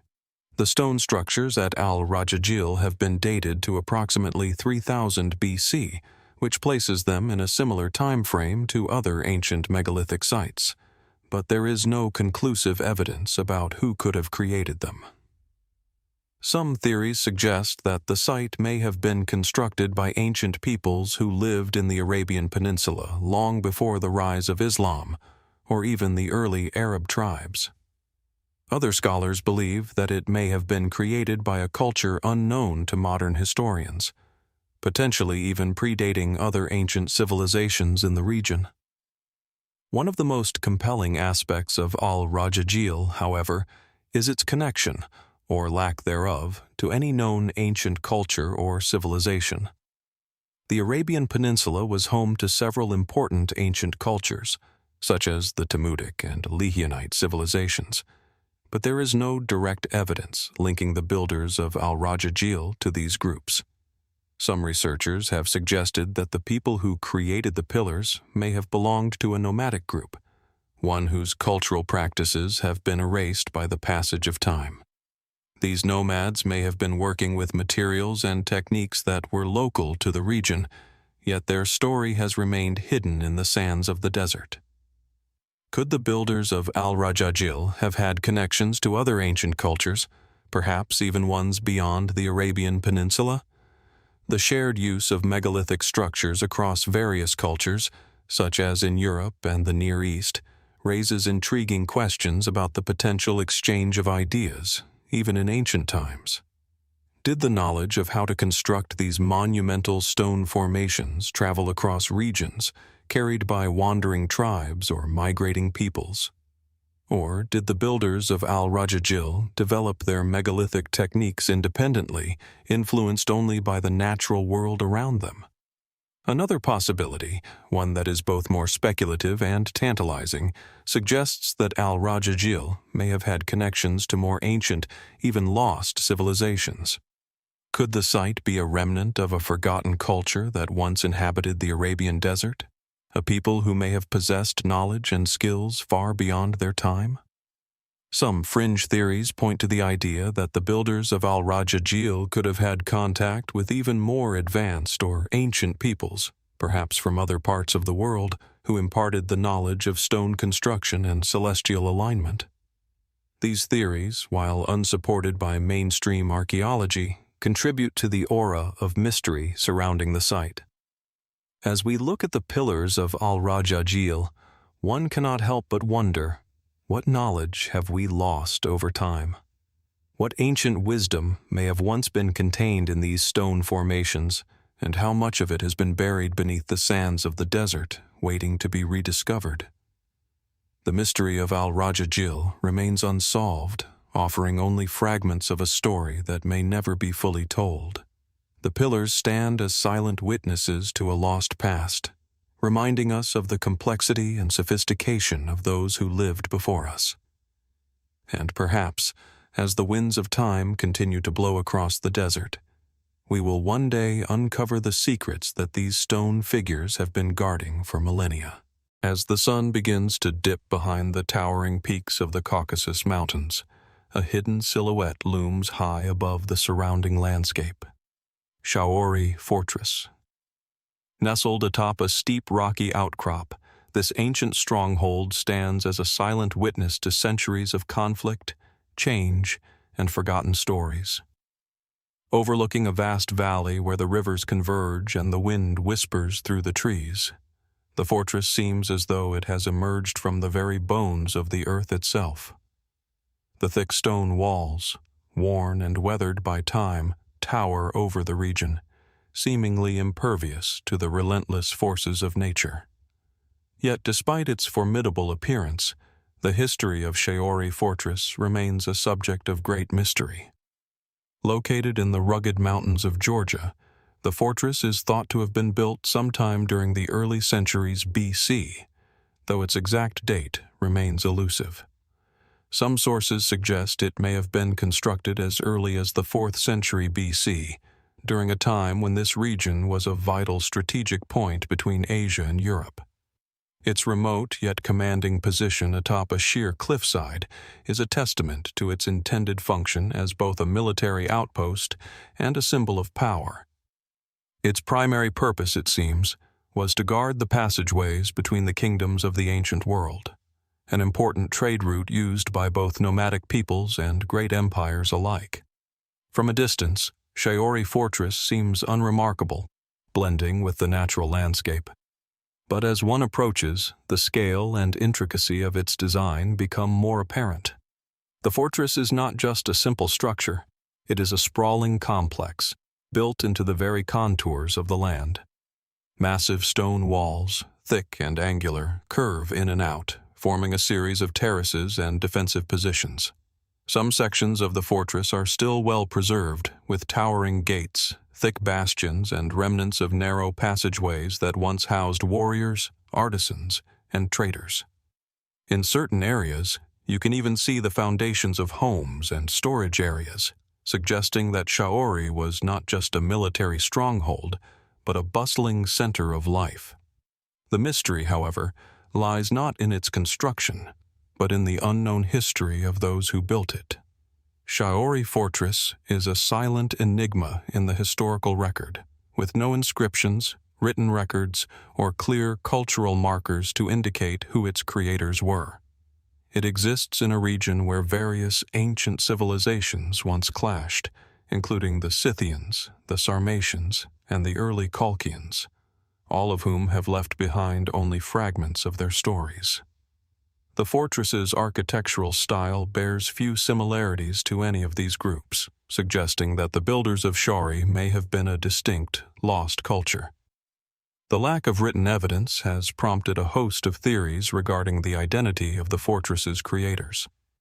Some historians speculate that the structure was built by an early Caucasian civilization that flourished in the mountainous region before the rise of the more familiar empires in the Mediterranean and Near East. Yet, without clear evidence, these ideas remain speculative. Could it have been the work of an unknown ancient group, perhaps even a nomadic tribe who recognized the strategic importance of the land and constructed a fortress to defend it? Or might it have been the remnants of a great city-state lost to the tides of history, its memory forgotten by all but the stones? There is also the question of who used the fortress once it was built. Given its location on a high plateau, it seems logical that the fortress would have served as a military outpost, a key defensive point along trade routes. It likely provided shelter for soldiers and acted as a point of control over travelers and traders. But its intricate design, with its fortified walls and various levels of access, suggests something more than just a defensive stronghold. The structure is far more elaborate than the basic military outposts seen in other parts of the world during the same period. Could it have also served as a center of culture or religion, a place where sacred rituals were performed in the isolation of the mountains? This idea is further supported by the findings of archaeologists who have uncovered a series of mysterious carvings and symbols on the stones within the fortress. These markings appear to represent abstract designs, and some even resemble early forms of writing or symbolic systems. While scholars have not yet been able to decipher these symbols, the presence of such imagery in a military context suggests that the builders of Shaori may have used the fortress for purposes beyond just defense, perhaps as a ceremonial or ritual site for a religious elite, or as a place for political and social gatherings. Yet another intriguing aspect of the Shaori fortress is its strategic placement. Despite its relatively isolated location, it is positioned near several key ancient trade routes that connected the Mediterranean world with the vast expanse of Central Asia. The Silk Road passed through regions not far from this site, and as a result, it is likely that Shaori was a crucial point along these trade routes. This raises the question: was the fortress used to control trade, or perhaps to protect valuable goods from raiders? Could the people who built the fortress have been the keepers of knowledge and wealth, using their control over this important trade passage to assert their power in the region?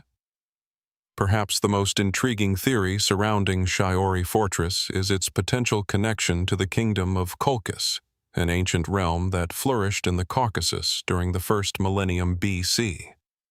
Colchis is best known in Greek mythology as the land of the Golden Fleece, a treasure sought by the legendary hero Jason and the Argonauts. Could Shaori Fortress be linked to this mythical kingdom, a real-world manifestation of the stories and myths told by ancient writers? Some believe that the strategic location of the fortress, along with its complex construction, could suggest that it was part of Colchis's defenses. Was Shaori a center of power within the Colchian kingdom, a vital stronghold that guarded its riches and protected its rulers from invaders? Despite the many theories, the true purpose and identity of Shaori Fortress remain elusive. The absence of written records, combined with the incomplete archaeological evidence, means that scholars can only speculate about the people who built it and the function it served. Was it a military fortification, a cultural center, a religious site, or something else entirely? The truth remains just out of reach, hidden beneath the layers of time and stone. And as the wind howls through the narrow passageways of the fortress and the shadows lengthen across the mountains, we are left to wonder: what remains to be uncovered? What secrets are still buried beneath the stones of Shaori Fortress, waiting to be revealed? Could this long-forgotten site hold answers to the mysteries of ancient cultures? Or will it remain forever a ghost of the past, its history lost to the sands of time? Deep within the heart of West Africa, nestled along the banks of the Gambia River, lies an archaeological mystery that has long captivated the imaginations of historians, archaeologists, and explorers alike. The stone circles of Senegambia, a series of ancient megalithic sites scattered across modern-day Senegal and the Gambia, remain a powerful enigma. These stone circles, some of which are more than 2,000 years old, are an awe-inspiring testament to the ingenuity of the people who built them. Yet despite the passage of time and the considerable attention these sites have attracted, their true purpose and origin remain elusive. The Senegambian stone circles consist of over 1,000 monuments, with the majority of them concentrated in a region roughly 400 kilometers long, stretching across 2 countries. These massive stone structures vary in size, shape, and arrangement. Some are simple circular rings of stones, while others are more complex, with carefully arranged pathways, standing stones, and burial mounds. The sheer number of these formations and their consistent distribution across the landscape suggests that they were not created haphazardly. But who were the people behind them? And why did they construct such monumental sites in the first place? The mystery deepens when one considers the materials used in these stone circles. Unlike the massive megaliths of Europe, such as those at Stonehenge, the Senegambian stone circles are made from smaller stones, many of which are locally sourced.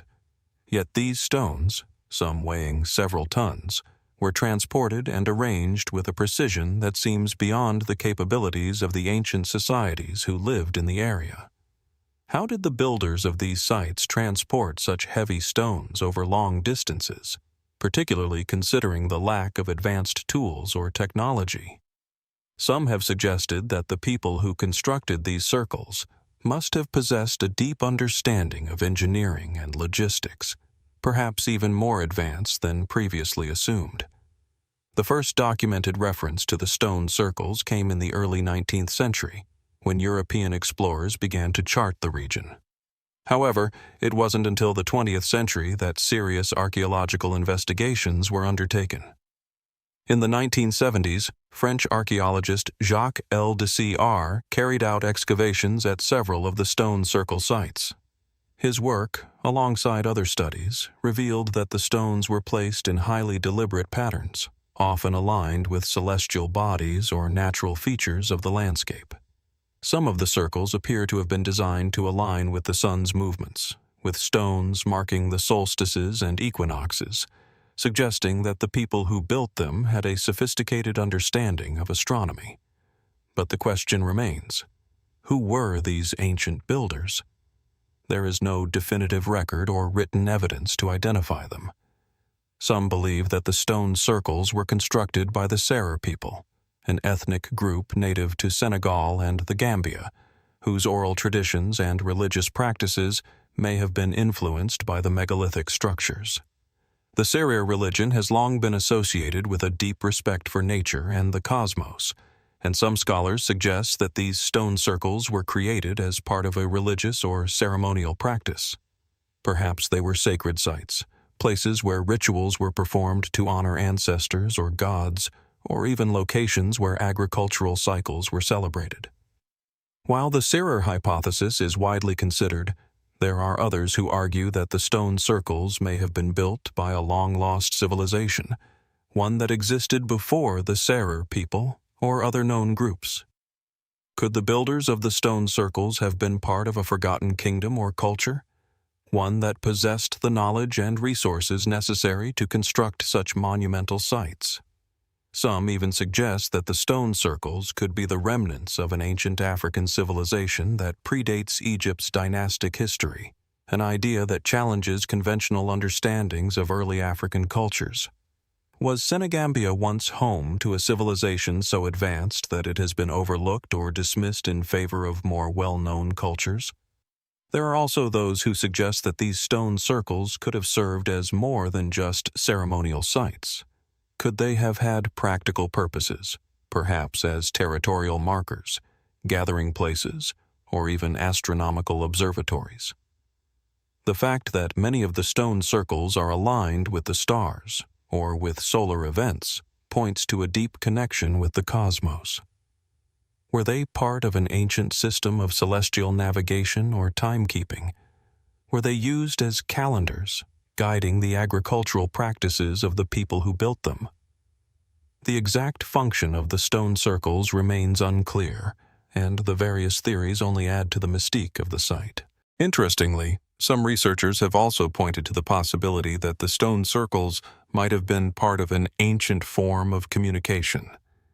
The idea that the stones could have been arranged in such a way that they conveyed messages or symbols across vast distances is intriguing. Could the stone circles have been a network of markers, like the ancient stone cairns found in other parts of the world, each serving as a waypoint for travelers or traders? Or could they have been used as a means of marking boundaries, a way to demarcate territories between different tribes or groups?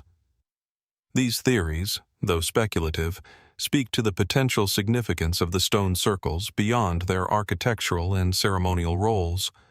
Yet, as much as these ideas offer fascinating glimpses into the possible purposes of the Senegambian stone circles, they do little to explain the full extent of their mystery. One of the most perplexing aspects of these structures is their sheer scale. Some of the largest stone circles measure over 50 meters in diameter, and many of them consist of hundreds of stones. The effort required to construct such vast structures, particularly in a region without access to advanced tools, remains difficult to comprehend. How could ancient peoples have mobilized the labor force necessary to transport and arrange such massive stones? What kind of organization and planning would have been needed to complete such monumental tasks? Adding to the mystery is the fact that many of these stone circles seem to be arranged in patterns that reflect an understanding of geometry. Yet there is no clear evidence of a writing system or organized government that could have facilitated the construction of such a project. Could the stone circles be the remnants of a society that operated outside of the conventional structures we associate with ancient civilizations? Or were they the work of a group that employed a different form of social organization, perhaps one rooted in communal effort, spirituality, and a shared belief in the cosmic order? Even as archaeologists continue to study the Senegambian stone circles, new questions continue to emerge. Were these circles part of an ancient network of megalithic structures that spanned across West Africa? Could there be other stone sites waiting to be discovered, hidden beneath the dense forests or beneath centuries of accumulated earth? And if so, what might these discoveries reveal about the people who constructed them? As we stand at the edge of the stone circles, with the sun setting over the African landscape, the silence is profound.